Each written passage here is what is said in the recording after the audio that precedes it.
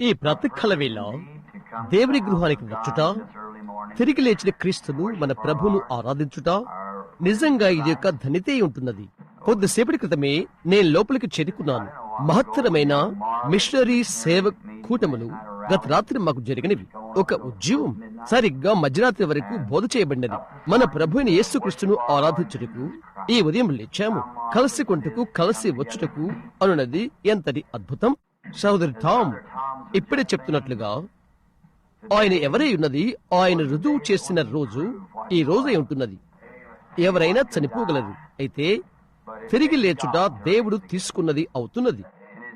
ఆయన యొక్క బ్రతుకులో ఆయన దేవుని వలె అగుపించాడు, దేవుని వలె ఆయన బోధించాడు, దేవుని వలె ఆయన స్వస్థపరిచాడు, దేవుని వలె ఆయన నడవడి కలిగి ఉన్నాడు. ఆయన దేవుడై ఉన్నాడు. మనుషుడి కంటే ఆయన ఎక్కువై ఉండి ఆయన దేవుడై ఉండినని ఈస్టర్ ఉదయవేళ ఆయన రుజువు చేశాడు. ఆయన ప్రవక్త కాదు, ఆయన ప్రవక్త, ఆయన సత్పురుషుడు. అయితే మంచి పురుషుడి కంటే ఇంకా మిన్నైన వాడు ఆయన దేవుడు. కాబట్టి ఆయన యొక్క పునరుద్ధానం యొక్క జ్ఞాపకార్థం యొక్క ఈ రోజై ఉన్నది. దానిని ఆయన రుజువుపరిచాడు. ఏ ఉదయం మనం ఒక ప్రయాణ యాత్ర స్వీకరించి గంగానది వెంబడి వెళ్లవలసి ఉన్నది. తల్లులు తమ చిన్న బిడ్డలను మొసళ్లకు మకరములకు అక్కడ అర్పణ చేయుట, లోపల విసిరివేయుట మీరు కనుగొంటారక్కడ. విధేయతను గురించి నువ్వు మాట్లాడు. వారి యొక్క పాల బుగ్గల చిన్నారులను మొసళ్ళు నమలటానికి బలవంతంగా వేస్తారు. అదెంతో నిజమైన విధేయతే. ఈ రోజు మనం ఇండియా దేశంలోకి వెళ్ళినట్లయితే రహదారు ప్రక్కలనే అనేక మంది బల్యాల వంటి ఇనుప ముళ్లపై పండుకుని ఉండుట మనం చూస్తాము. అగ్నిగుండాలు నడుస్తూ తమకు తాము ఒక విధంగా బాధపరుచుకోవటానికి నీవు చూడగలవు. బహుశా వారిలో కొందరు కేవలము ఛాదస్తముగా చేస్తారు, ఎందుకంటే అది యాత్రికుల కోసం. అయితే వెనకాల ఆ భూభాగంలో అక్కడ పండుకుని నిజమైన మనిషి అతడి మహమ్మతుకు ప్రార్థన చేయటం వలన, తన్ను తాను బాధపరుచుకోవటం వలన విశ్రాంతి సమాధానం పొందుకోగలడు అని తలంచుచున్నాడు. గతించే రోజు యెరూషలేము పట్టణంలో నుండి లేక అవతల నుండి గల్గొతకు వెళ్తున్నప్పుడు ఒక జాలి కలిగించే ఒక దృశ్యం. అక్కడ సిలువ వేయబడిన అదే భూభాగంలో ఒక మహమ్మద్ సమాధి తోటలో ఒక చిన్న నాటు చెట్ల క్రింద ఒక స్త్రీ పండుకుని ఉన్నది. ఒక చిన్న పాతబడిన నల్ల రొట్టె ముక్క ఉంచుకుని గతించిపోయిన తమ ప్రియులలో ఒకరి ఆత్మ కొరకై విలపిస్తూ దినాల తరబడిగా ఆమె అక్కడ పండుకుని ఉన్నది. సాక్షాత్తు ఎక్కడైతే సిలువ పెట్టబడి ఉన్నదో అక్కడే. కనుక చూశారా, లోకము తన అన్యత్వపు స్థితి ఎలాగున్నదో. చైనా నుండి అప్పుడే తిరిగి వచ్చి కొంచెం కాలం క్రితమే సహోదరుడు గోడిస్ యొద్దకు వెళ్తున్నాను. అతను అడిగాడు, సహోదరు అబ్రహాం, చైనాలో చూచుట అది దమనీయమైన దృశ్యమా అని అడిగాడు. అతను అన్నాడు, వారిలో కొందరు వారి చేతులు పైకెత్తి 40 సంవత్సరాల ఎంతో కాలము అవుతుందట. ఎంతవరకనగా వారి చేతుల్లో ఉండి చేతి గోళ్లు పెరిగిపోయి వెనుకకు అతుక్కున్నవి అని వారు చెప్తారు. మహనీయుడైన బుద్ధుడా, నా ఆత్మలో నాకు సమాధానమిచ్చే వరకు నా చేయి నేను తీయను అని వారు చెప్తారు. ఆ తర్వాత అనేక మంది చిన్న బిడ్డలు వారు చిన్నవారుగా ఉన్నప్పుడే వారి పాదాలను ధనురాకారంగా విరుస్తారు. ఈ విధముగా సుమారు 2-3 సంఖ్యల గల పాదరక్షలు వారు జీవితకాలమంతా ధరిస్తారు. చిన్న బుడత పాదవులతో ఉంటారు. ఎందుచేతనగా వారు ఒక అన్య దేవుళ్లకు అర్పించుకుంటున్నారు. కాబట్టి సాధ్యమైనంత వరకు అందరి మత స్థాపకుల యొక్క సమాధులు నేను సందర్శించాను. మహమ్మద్, బుద్ధుని యొక్క సమాధి మరియు కన్ఫ్యూషియస్, అనేకులైన వేదాంతుల యొక్క సమాధులు. అయితే ఈ రోజు అన్నిటికైన క్రైస్తవులమైన మనం మన తలలు వెనుకకు త్రిప్పి ఆయన జీవించుచున్నాడు, క్రీస్తు యేసు ఈ రోజు జీవించుచున్నాడని పాడగలము. ఆయన ఎలాగూ జీవించుచున్నాడని నీవు నన్ను అడగవచ్చును. ఆయన నా గుండెల్లో జీవించుచున్నాడు. ఈ దినమున మనకు ఖాళీ సమాధి ఉన్నది. సుమారు 2 సంవత్సరాల క్రితము ఇక్కడనే వాల్నట్ రిడ్జ్ సమాధుల స్థలాల్లో నా చిన్న బాలుని యొక్క గతించిపోయిన తల్లి సమాధి వద్దకు అతని చిన్న చెల్లి కూడా ఆమె హస్తాల్లో పెట్టబడి ఉన్నది. పూలు పెట్టుటకు అక్కడికి ఒక ఉదయం ప్రాతకాల వేళ నడుచుకుంటూ వెళ్తున్నప్పుడు ఆ చిన్నవాడు వెక్కి ఏడుస్తున్నాడు. 2-3 సార్లు ఏడుస్తూనే చిన్న పాత్ర పువ్వులు పెడుతున్నాడు. మేము అక్కడి మోకరించి టోపీలు తీశాము, వాటిని సమాధి ప్రక్కన పెట్టాము. నా చేయి పైకెత్తి అతన్ని కౌగిలించుకున్నాను. నేను చెప్పాను, బిల్లి, అక్కడ నీ తల్లి, నీ చిన్న చెల్లి వారు ఉన్నారు. వారి శరీరాలిక లోపల ఉన్నవి. వారి యొక్క ఆత్మలు దేవుని సన్నిధానంలో ఉన్నవి. అయితే అక్కడ సముద్రానికి ఆవల ఈ దినమున ఒక ఖాళీ సమాధి ఉన్నది. క్రైస్తవులందరికీ అది జ్ఞాపకార్థమైనది. ఆయన జీవించుచున్నాడు. అదే మన యొక్క క్రైస్తవ విశ్వాసానికి యేసుక్రీస్తు ఈ రోజు బ్రతికి ఉన్నాడు అనేదే ప్రాథమిక పునాది ఉంటున్నది. సరే, ఇప్పుడు పత్రికలు వ్రాయబడినట్లుగా మన యొక్క ఈస్టర్ సూర్యోదయపు ఆరాధన సహజంగా మనకు 1-2 పాటలు ఉంటవి. ఎక్కువ సమయం మందిరంలో ఉంటాము. కొందరు సందర్శకులు మనతో ఉన్నట్లయితే ఎక్కువగా మన యొక్క సమయం వాక్యంపైనే. దేవుని వాక్యం నమ్ముటకు మనమెంతో గొప్పవారం. ప్రాథమికంగా నేను అనుకుంటాను హక్కు కలిగినటువంటి స్థలం మరియు గుర్తుల జాడలు అవుతున్నవి. ఈ దినాన నాకు ప్రాథమికమైనవి పునరుద్ధరణ గురించి నేను మాట్లాడవలసి ఉంటున్నవి. ముందుకు సాగిపోతున్న కొలది కొన్ని నేను చుక్కలు పెట్టుకోవలసి ఉన్నది. మొదటి లేఖనం తిప్పుదాము. మత్తయి 24వ అధ్యాయము లేక 22వ అధ్యాయం 41వ వచనముతో ప్రారంభం. లేఖనం యొక్క పాఠము కొరకై నేను చదివి ఆ తర్వాత పునరుద్ధానంలోకి.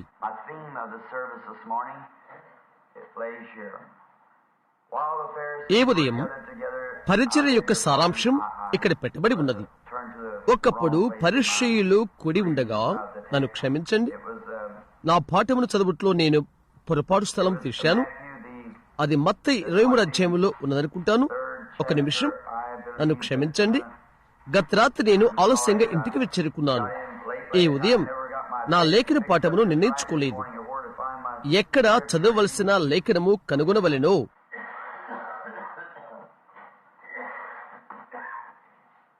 ఓ అవును, వెళ్ళి నా శిష్యులకు తెలియచేయుడి, నేను వారిని గలిలయలో కలిసి కొందును. మంచిదండి.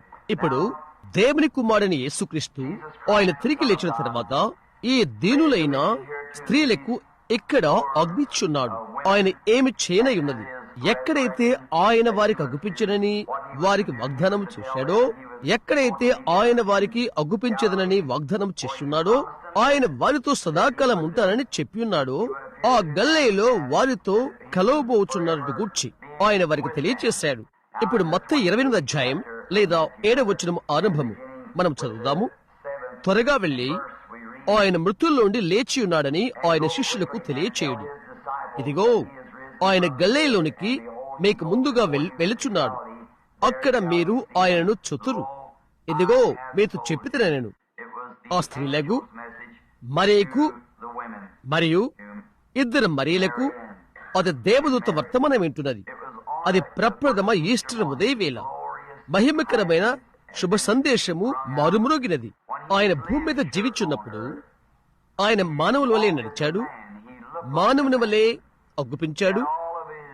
ఆయన యొక్క బాహ్య రూపమంతా మానవునిగానే ఉండెను. ఆయనను లోపల మానవ నిజము కంటే మిన్నయే ఉండెను.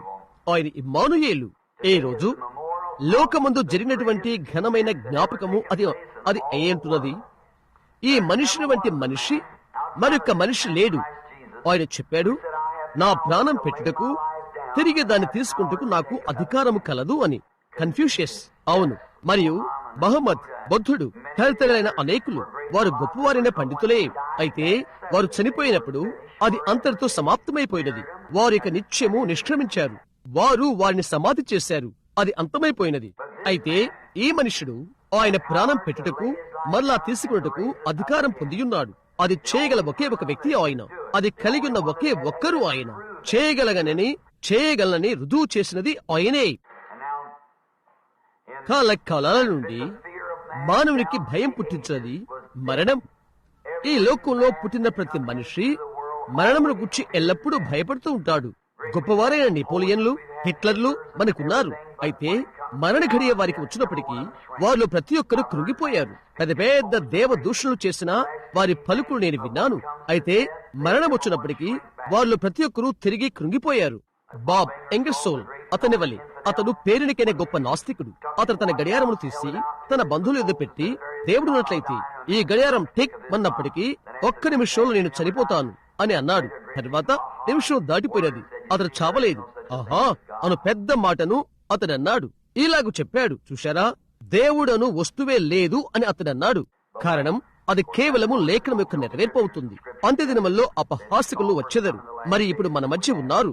కాబట్టి అతడు అన్నాడు, చూశారా, దేవుడనే వస్తువే లేదు అని అన్నాడు అతడు. అయితే ఆసుపత్రి గదిలో అతడు చనిపోతున్నప్పుడు ఏమి జరుగుతుందో చూడాలని చాలా మంది చేరుకున్నారు అక్కడ. అతను పెద్దగా కిక్కలు పెడుతూ, దేవా నా ప్రాణంపై కనికరము చూపు అని అరచాడు. మా నాన్నకు చాలా వ్యక్తిగత స్నేహితుడు లేక అపరిచిత స్నేహితుడున్నాడు. పేరుగాంచిన ఒక నాస్తికుడు. అతడన్నాడు, దేవుడనేవాడు లేనే లేడు అని దేవుని యొక్క తలంపులను అతడు దూషించాడు. అతనికి భార్య గుర్ర బండి కట్టుకుని ఆలయానికి వెళ్తూ ఉండేది. ఆదివారం అతడు ధాన్యం విత్తడానికి తదితరమైనవి చేయట కొరకై వెళ్తూ ఉంటాడు. దేవుడనేవాడు లేడు అని చూయించడం కొరకై అలా చేస్తాడతడు. ఒకనొక దినమున అతడు తన గోధుమలు పెట్టి అవన్నీ వెదలగొట్టాడు. అది అతడు వెదిలించి చేసిన తర్వాత పిడుగుపడి దాన్ని కాల్చివేసినది. అక్కడే అతను నిలబడి తన చేయి పైకెత్తి దేవుని తలంపును శపించాడు. అది చేసినప్పుడు అతడు పెట్టి ఉంచిన పందెపు గుర్రాలు కొట్టును మెరుపు కాల్చివేసినది. అవన్నీ చచ్చిపోయినవి. అదైపోయిన కొన్ని వారాల తర్వాత అతనికి టైఫాయిడ్ జ్వరం వచ్చినది. పడక యొద్దకు మా నాన్న అతను నడిపిస్తుండగా అతను చచ్చిపోయాడు. దయ్యాలు అతని చుట్టూకు గొలుసులతో అతని వెంబడిస్తూ ఉన్నారని అరుపులు అరిచాడతడు. అతను బయటికి వెళ్లిపోయి అతని బిడ్డలను కుటుంబాన్ని పిలిచాడు. అతను ఇలాగ చెప్పాడు, మీ నాన్న నడిచిన దారిని మీరు నడవద్దు, మీ అమ్మ వెళ్లిన మార్గాన వెళ్ళండి, అది ఒక్కటే జీవపు మార్గము అని చెప్పాడతడు. ఇంటి దగ్గర నాకు ఒక పుస్తకం ఉన్నది. ప్రఖ్యాతి గంచిన కొందరు సాక్ష్యాలు అక్కడ ఉన్నవి. ఇంగ్లాండ్ దేశపు కొందరు గొప్ప రాణులు, కొందరు పురుషులకు వచ్చినది. వారు మరణములో అడుగు పెడుతూ వారు కేకలు పెడుతూ అరుపులు అరిచారు. ఇంగ్లాండ్ దేశం యొక్క ఎలిజబెత్ రాణి, నేను ఒప్పుకోలు చేసుకుంటానికి, నా యొక్క హృదయాన్ని దేవుని ఎదుట సరిచేసుకుంటానికి నాకు 5 నిమిషాలు ప్రాణమున్నట్లయితే నా రాజ్యమునే ఇస్తాను అని చెప్పినది ఆవిడ. మరొక పేరుగాంచిన మనిషి ఇలాగ చెప్పాడు, నేను అంధకారంలోకి అడుగు పెడుతున్నాను, నేను ఎచ్చడికి వెళ్తున్నానో నాకు తెలియదు. మరొక నాస్తికుడు చెప్పాడు, 2 గోడలు ఉన్నట్లుగా ఉన్నవి, నేను అరుపులు అరిచాను, ఒక గోడ నుండి మరొక గోడ వరకు ప్రతిధ్వనించినది అని చెప్పాడు. అది మాత్రమే అతడు వినగలిగాడు. రక్షణ దినాన్ని అతడు ఆర్పివేశాడు. ఆలస్యమైపోయినది. తర్వాత మన ప్రభుని యేసుక్రీస్తును, ఆయన పునరుద్ధానాన్ని నమ్మిన చనిపోయిన ఖ్యాతిగాంచిన గొప్పవారిని నేను ఆలోచన చేస్తున్నాను. ఇక్కడ డిఎల్ మూడీ అతని మరణ ఘడియ అనేకులు చెప్పారది. ఎందుకు ఈ మరణం? ఇది నా యొక్క పటాభిషేకపు దినము అని అతడు చెప్పాడు. నేను అనుకుంటున్నాను జాన్ వెస్లీ అని అనుకుంటాను. అబ్రహాము లింకను కాల్చివేయబడి రక్తము కార్చుతూ మరణిస్తున్నప్పుడు ఒక స్థలములో పెట్టి ఉన్నారు అతన్ని. ఇక్కడే కొంతకాలము క్రితము ఇలినాయిస్ లో నేను ఒక వస్తువు ప్రదర్శనశాల చూస్తున్నాను. నేను ఒక రంగుజాతి మనిషిని అతని తెల్లటి తల వెంట్రుకలను చుట్టూ కుదురు పెట్టుకుని చుట్టూ చూస్తూ నడుచుకుంటూ వెళ్తుండటం నేను చూశాను. కొద్దిసేపటికి అతను ఆగిపోయాడు. చెక్కిలపై నుండి కన్నీళ్లు వస్తున్నవి. అతను వెనక్కి తగ్గి ప్రార్థించడం మొదలుపెట్టాడు. కొద్ది నిమిషాలు నేను కనిపెట్టాను. నేను నడుచుకుంటూ ముందుకు వెళ్లి ఇలా అడిగాను, చిన్నాన్నగారు, ఏంటి విషయం? నువ్వు ప్రార్థన చేస్తున్నట్లు నేను గమనించాను. అతను చెప్పాడు, అక్కడ ఎవడుందో చూడు. అక్కడ పెట్టిందాన్ని నేను చూశాను. నేను చూసిందంతా ఒకే ఒక వస్తువు, అవి బట్టలు. నేను చూచినది కేవలం వస్త్రాలు, బట్టలు మాత్రమే. నేను అడిగాను, అయితే చూడయ్యా అని అన్నాడు. అతడు అన్నాడు, నా యొక్క కోటు క్రింద బానిస దట్టి ఒక మచ్చ ఉన్నది. అతడు చెప్పాడు, అది అబ్రహాము లింకన్ యొక్క రక్తము. అతడు చెప్పాడు, ఆ బానిస దట్టి నా మీద నుండి తీసివేయటకు అబ్రహాము లింకన్ యొక్క రక్తం అది తీసివేసినది. నే అనుకున్నాను, అదే ఆ రంగుజాతి వ్యక్తిని ఉత్తేజం కలిగించినట్లయితే, ఎందుకనగా అబ్రహాము లింకన్ యొక్క రక్తం వలన ఎందుకనగా అది అతని యొక్క బానిస దట్టిని తీసివేసింది. కాబట్టి విశ్వాసికి యేసుక్రీస్తు రక్తము ఎంతటి విలువై ఉంటున్నది. మనము కల్వరి వైపు తిరిగి చూచినప్పుడు అక్కడే మన యొక్క బానిస దట్టి తీసివేయబడినది. అది చూచినప్పుడు మన విడుదల పొందితమని గ్రహించినప్పుడు అదే కొద్ది రాత్రుల నుండి మనం మాట్లాడుతున్నది. ఆహా, ఎంతటి వ్యత్యాసమది! అబ్రహాము లింకన్ అతడు చనిపోతున్నప్పుడు అతనికి ఒక అంతమున్నది. అయితే ఈ పెద్ద ఆలయములో అతడు తుపాకీతో కాల్చబడినప్పుడు అతడు తన పడకపైన చనిపోతూ అతని విధముగా చెప్పాడు, నా తలను సూర్యాస్తమయపు వైపు త్రిప్పండి. సూర్యుడు సాయంకాల సమయాన అస్తమిస్తున్నాడు. లింకన్ గాలి పీల్చుకుంటున్నాడు. రక్తము అతని ఊపిరితిత్తుల్లో ఉండి గలగలమని కారుతుంది. అతను ఎప్పుడు కూడా దేవుని నమ్మి ఉన్నవాడు. అతను అడిగాడు, నా చేతులు పైకెత్తండి. అతను తన చేతులు పైకెత్తారు. అతను చెప్పాడు, పరలోకముందున్న మా తండ్రి, నీ నామం పరిశుద్ధపరచబడుగాక. అలాగూ అతడు తల వంచి ప్రాణం విడిచాడు. పాల్ రేడర్ నా ప్రాణ స్నేహితుడు. నా భావన పాటను, ఓన్లీ బిలీవ్, నమ్మిక మాత్రం ఉంచను పాటను వ్రాసిన వాడతడు. అతను ఇక్కడ చనిపోతున్నప్పుడు అతడు అలా తన భుజానికి ఆనుకుని నా మేనేజర్ మిస్టర్ బాక్సర్ భుజమును ఆనుకుని ఉన్నాడు. అతడు ఒక ధీరుడైన మనుష్యుడు. అతను దేశాల సముద్రాలు దాటినవాడు. అతనెక్కడ కొందరు ఫండమెంటల్స్తో లేక మూల సిద్ధాంత వాదులతో కలిసిపోయాడు. అతని వర్తమానం అతన్ని మరణమంతగా భీతిని కలిగచేసినది.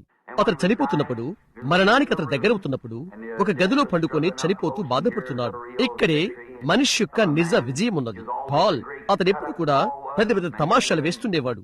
మీలో అనేకులు ఎరిగినట్లుగా అక్కడ ఉన్నటువంటి చిన్న మూడి బైబిల్ పాఠశాలలో వారికి చిన్న నివాస స్థలం ఉన్నది. అతను చనిపోతున్నప్పుడు చుట్టూనున్న కిటికీలకు అడ్డు తెరలు దించారు. అతను లేచి చూచాడు.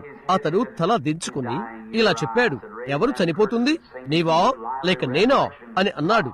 ఆ తెరల పైకెత్తండి, నాకు సజీవమైన పునరుద్ధానమైన మంచి సువార్త పాటలు పాడండి అని అడిగాడు.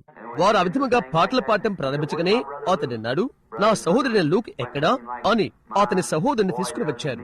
నా బిడ్డ నాతో ఎలాగ వస్తుంటాడో లూక్ అతనితో ఆ విధముగా వెళ్లేవాడు. లూక్ పక్క గదిలో ఉండి ఏడుస్తూ ఉన్నాడు. లూక్ లోపలికి వచ్చాడు. అతడు పెద్ద భుజాలు గలవాడు. బహుశా మీ అందరికి తెలుసు అతను మా సండే అందరూ అక్కడే ఉన్నారు. అతడు తిరిగినప్పుడు అతను లూక్ను చేపట్టుకుని ఇలా చెప్పాడు, లూక్, మనం ఎంతో దూరము కలిసి నడిచాము. అయితే ఆలోచించు, ఇప్పటి నుండి 5 నిమిషాల్లో యేసుక్రీస్తు సన్నిధానంలో ఆయన నీతి వస్త్రం ధరించుకుని నేను ఆయన సన్నిధానంలో నిలబడతాను. ఘనులైన మనుషుల జీవితాలు మనకు గుర్తొస్తున్నవి. మన జీవితాలు మహనీయతగా చేసుకుంటూ కొరకై ఎడబాటుగా మనకై విడిచిపెట్టబడినవి. కాలమనే ఇసుకపై అడుగు జడలు బహుశా మరొకరివేమో. భావనమైన ప్రాముఖ్యమైన జీవిత యాత్ర కొరకై దిక్కుమాలిన చితికిపోయిన సోదరుడు చూచి తిరిగి గుండె నిబ్బరము చేసుకును. ద సమ్ ఆఫ్ లైఫ్, జీవిత కీర్తన, ఘనుడైన ఆంగ్ల పద్యకవి లాంగ్ ఫెల్లో అది వ్రాస్తాడని అనుకుంటున్నాను. ఇక్కడే కొద్ది నెలల క్రితము అతని సమాధి ప్రక్క నిలబడ్డాను. అతని గంభీరమైన పద్య కావ్యాన్ని ప్రపంచానికి అతను ఇచ్చిన దాన్ని నేను ఆలోచన చేశాను. జీవిత కీర్తన నా అభిమాన గేయము. మరణం ఎల్లప్పుడూ భయమవుతుంది, భయాన్ని చేకూరుస్తుంది. ఆరంభం నుండి కూడా మనుషులు దాన్ని గురించి భయపడుతుంటారు. గత కాలం నుండి ఏదైనా తోట నుండి మనుష్యుడు మరణాన్ని గురించి భయపడుతుంటాడు. ఘనుడైన ప్రవక్తకు ఏబును గురించి నేను తలస్తున్నాను. అతడు అక్కడ కూర్చున్నప్పుడు అతడు వెళ్లిపోతున్నాడని అతనికి తెలుసును. అక్కడ గొప్ప ప్రసంగాన్ని అతడు పలికాడు. అది మనం ఏబు 14లో పొందుకుంటున్నాము. ఏ విధముగా అతడు పువ్వులను గమనించినది, అవి ఎలాగూ చనిపోయి తిరిగి బ్రతికినవి. అతడు ఎలాగూ చెట్లను కనిపెట్టింది, అవి గాలి కొట్టుకుంటే కన్నీళ్లు కారుస్తవి. గాలి దానిని కన్నీరు పెట్టేస్తుంది. మరణములో అయినను అది తిరిగి బ్రతుకుతుంది. అతడు చెప్పాడు, కొద్దిగా నీటి చుక్కల వల్లనే అవును అది బ్రతుకును అని అతడు చెప్పాడు. మనం మన యొక్క పశువులను మొదలగు వాటిని గమనిస్తుంటాము. అవి ఎలా జీవించి చనిపోతావు. చెల్లించు ప్రతిదీ అది చనిపోయినప్పుడు అది ఎన్నడూ మరలా బ్రతకవు. కాబట్టి యోబు ఆశ్చర్యపోతున్నాడు. దేవుడు ఏ విధంగా పువ్వును తీసుకుని తిరిగి దాన్ని జీవింపచేయనది. ఆయనను అతను తిరిగి బ్రతకలేకున్నాడు. అతడు చెప్తున్నాడు, నరులు ప్రాణం విడిచిన తర్వాత వారు ఏమైపోవుదురు? అతడు చెప్తున్నాడు, వారి కుమారులు ఒకవేళ ఘనత వహించను అది వారికి తెలియకపోవును.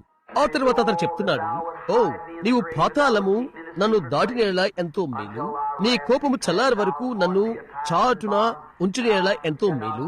నాకు ఇంతకాలమని మించజాలని వహే పరిమాణమును నేను దాటలేనివి నియమించబడి ఉన్నవి. ఆయనను అయితే నీ కోపము చల్లారి వరకు నన్ను చాటున ఉంచినేలా సాక్షాత్తు తన విపత్తు మధ్యలో, సాక్షాత్తు కఠిన చీకటి గడియల్లో, కేవలం బహు ఇబ్బందికరమైన గడియలలో అప్పుడు ఎలీహు వచ్చి అతనితో మాట్లాడుతున్నాడు. పువ్వు పాపము చేయలేదని, అతనే పాపము చేసిన వాడని చెప్తున్నాడు. అక్కడే పునరుద్ధానమున్నది. ఒకానొక దినాన రాబోతున్న ఒక నీతిమంతుడు ఈ లోకానికి అనుగుణ రూపముగా చేశాడు. మనుష్య రూపము తాల్చును, దేవుని సారూప్యమందుండెను. పాపపు శరీరమును ఆయనపై వెస్సుకునెను. లేదా పాపైన మానవుడు పరిశుద్ధుడైన దేవుని యొక్క ఉగ్రత మధ్య నిలచెను. వాటి రెంటి మధ్య ఆయన చేయి ఉంచి వారిది కట్టడానికి. అది ఏబు చూచినప్పుడు ప్రభు యొక్క పునరుద్ధరణ అతను చూచుచుండెను. దాన్ని అతను చూశాడు. ఇప్పుడు గమనించు, మరో మాటల్లో యోబు ఇందులోకి వెళ్ళుటకు ప్రయత్నించాడు. నరుడు మట్టయిపోయిన తర్వాత అతడు కేవలం కుళ్ళిపోయి వెడలిపోవని నేను ఎరుగుదును. నే అతన్ని కనిపెట్టాను. అతడు తిరిగి లేవడు. అతడు పడి ఉండి ప్రాణం విడిచిన వాడవుతాడు. అతడు వెళ్లిపోతాడు. అతడు ఎక్కడున్నాడో ఎవ్వరూ ఎరుగురు. అయితే మిగతావి మరణములో నుండి తిరిగి లేచుట నేను గమనించాను. అయితే అతను కాదు. ఆ తరువాత ఈ యొక్క ప్రవక్త ఆత్మపూరుడైనప్పుడు ఏమి జరిగినదో దేవుడు అతనికి చూయించుచుండెను. లోక పాపములు తీసివేయి ఒకడు ఉన్నాడని, తిరిగి లేచునని అతడు ప్రభు యొక్క పునరుద్ధానాన్ని చూశాడు. నేనది తలంచగా నేను దాన్ని ప్రేమిస్తున్నాను. అతడు చెప్తున్నాడు, అతడు చక్కగా నిలబడ్డాడని, తనకు తాను విదిలించుకున్నాడని. అతడు బూడిద కుప్ప మీద కూర్చున్నాడు. అయ్యో, ఈ రోజు మనమేమని పిలుస్తాము? దురదృష్టము అని అతని ఇంటిని కమ్ముకున్నదని. అతని బిడ్డలందరూ చంపబడ్డారు. అతని యొక్క ధనమంతా తరిగిపోయినది. అతని ఆరోగ్యము కృషించిపోయినది. మరువబడిన ఒక క్రైస్తవునిగా లేక విశ్వాసిగా అతని కూర్చుని ఉన్నాడు. చిట్ట చివరకు ఆ మనిషి సంఘము ఆ మనిషిని సంఘము త్రోసివేసినది. అక్కడ కూర్చుని పుండ్లు గీరుకుంటున్నాడు. తరువాత ప్రభు ఆత్మ అతని పైకి వచ్చినప్పుడు ఈ ఉదయవేళ పునరుద్ధానాన్ని అతను చూశాడు. గమనిస్తున్నారా? అతను నిలబడి నా విమోచకుడు సజీవుడనియు తరువాత కడవరి దినాల్లో ఆయన భూమి మీద నిలుచుననియు నేను ఎరుగుదును. ఇలాగు నా చర్మం చీకిపోయిన తర్వాత శరీరముతో నేను దేవుని చూచెదను. నా మట్టుకు నేనే చూచెదను. కడవరి దినాల్లో అతడు ఆయన చూచునని అతడు ఎరిగిన్నాడు. ఎందుకనగా పునరుద్ధానాన్ని సాధారణ పునరుద్ధాన ఉన్నదని దావీదుని గురించి నేను తలస్తున్నాను. అతడు వృద్ధులైపోతున్నాడు. అతడి గొప్పవాడైన రాజై ఉండి దేవుడు అతనితో ప్రమాణం చేస్తున్నాడు. అతని గర్భములలో వచ్చిన వానిని క్రీస్తును లేపి ఆయన కుడి పార్శ్వమున కూర్చుని పెట్టుకునేదని వాగ్దానం చేశాడు. అతడు దావీదుని నేను చూస్తున్నాను. అతడు వృద్ధులైపోతున్నాడు. రహదారి చివరన ఉన్నాడు. భౌతిక బలమంతా ఇక తరిగిపోతున్నది. అతడు చెప్తున్నాడు, నా శరీరము కూడా సురక్షితముగా నివసించుచున్నది. ఎందుకనగా ఆయన తన పరిశుద్ధిని కుళ్ళు పట్టనీయడు.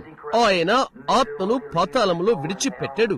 యేసును క్రీస్తు పునరుద్ధానాన్ని అతడు ముందుగా చూశాడు. భూమిలోని దుమ్ములో ఆయన శరీరము ఉండునని, అయితే అది తిరిగి లేచునని అతడు ఎరిగి ఉండెను. అక్కడ వెనకాల అబ్రహాముతో అక్కడ కూర్చుని ఉన్నది నేను ఆలోచన చేస్తున్నాను. ఇలాగూ చెప్పాడు, అబ్రహామా, నీవు వృద్ధులైపోతున్నావు. నీవు ఏండ్లు గతించిన వాడవు. నీవు మరియు షారా ఇరువురు కూడా. అయితే బిడ్డల పుట్టు వయస్సు మీరు దాటారు. అయితే నేను వాగ్దాన కుమారుని మీకు ఇవ్వబోతున్నాను.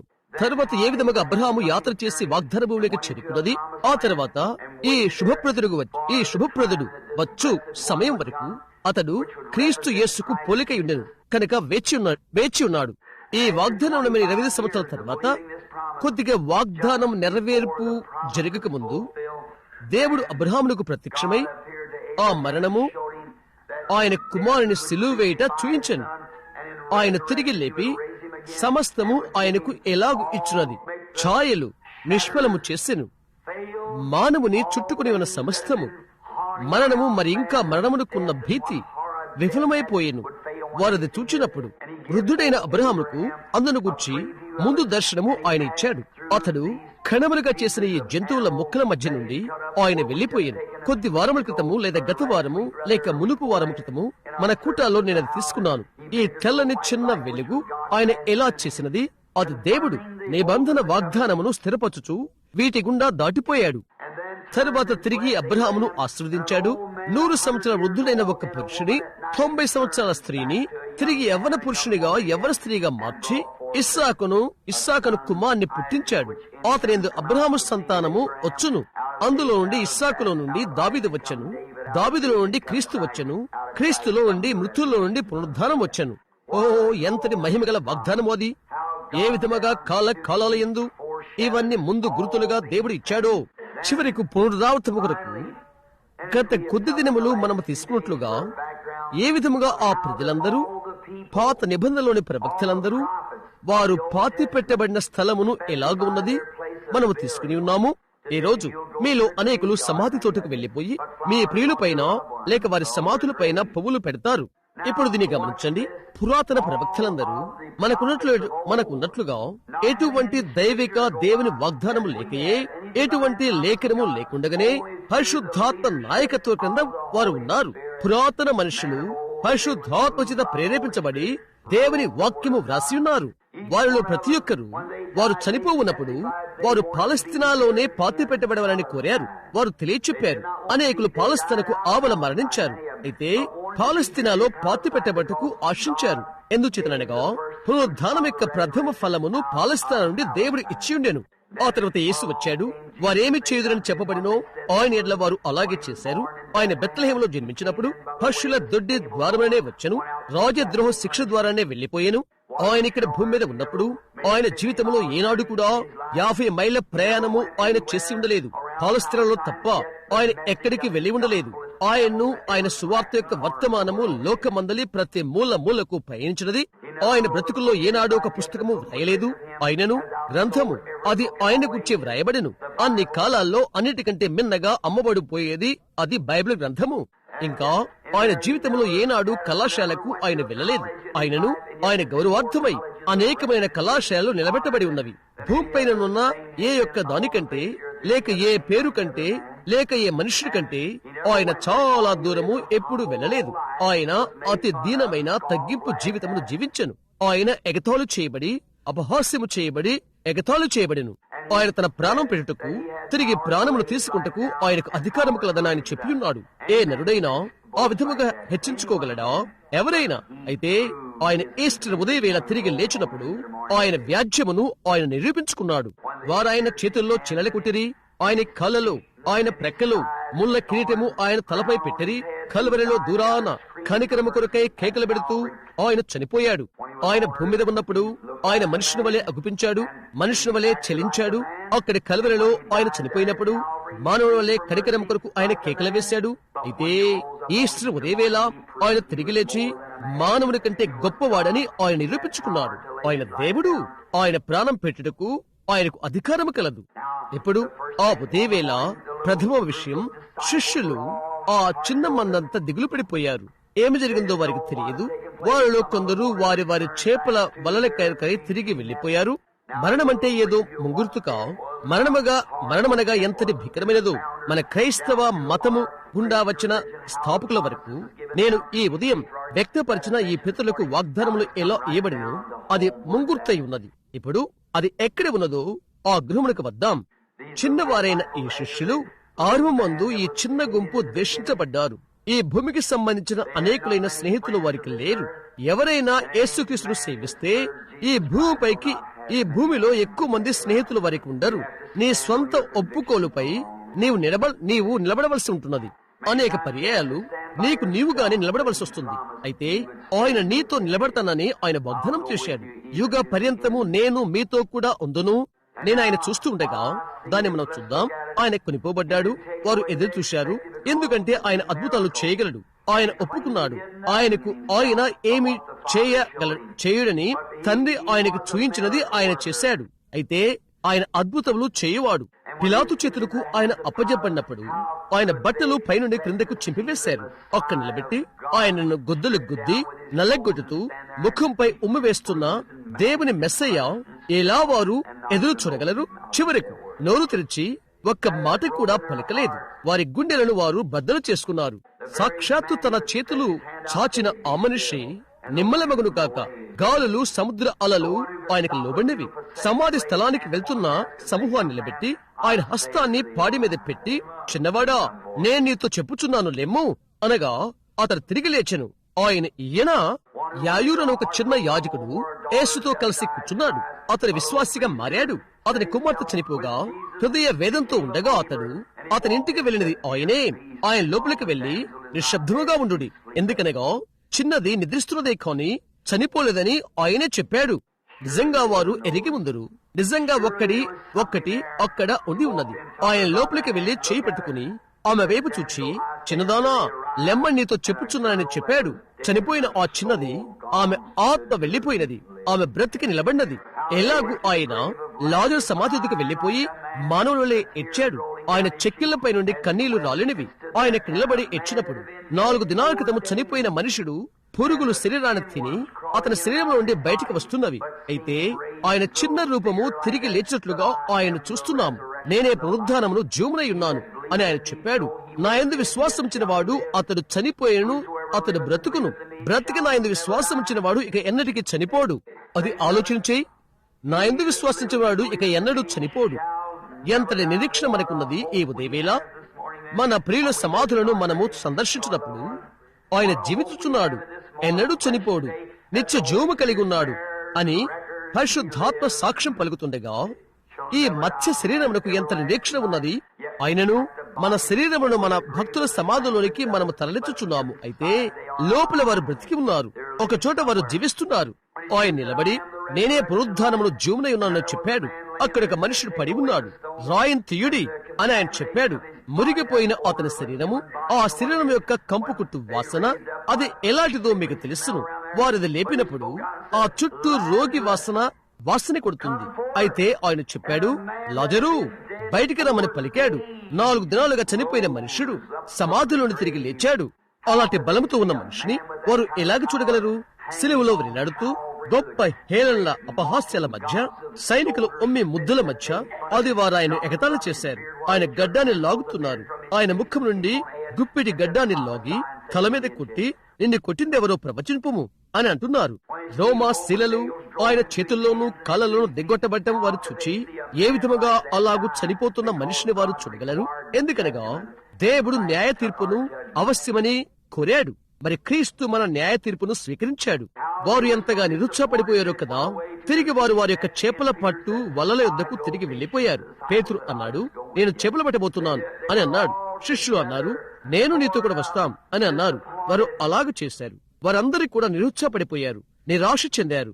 అక్కడ వారు ఆయన శరీరాన్ని తీసుకుని దానిని సన్నని నారబట్టతో చుట్టి దాని సమాధిలో పెట్టారు. ఆ మూఢభక్తికి అది ఒక అంతం అని అన్నారు.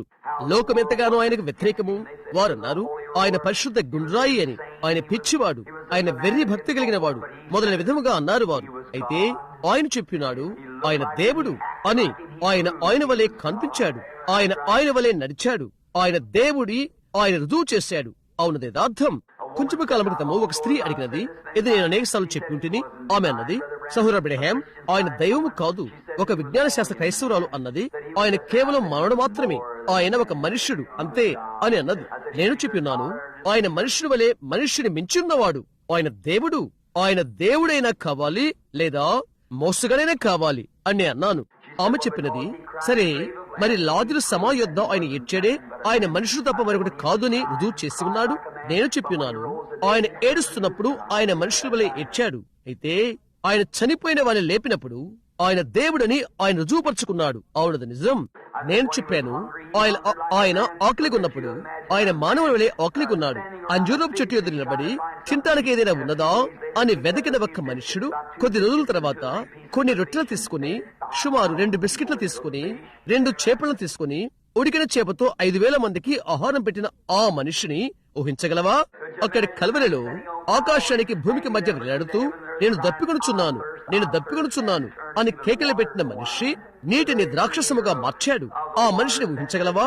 నీటికే సాక్షాత్తు ఆయన సృష్టికర్త అక్క నిలబడి నీళ్ల కొరకు అరుపులు అరుచుచున్నాడు. ఆయన మన కొరకై పాపముగా మారాడు.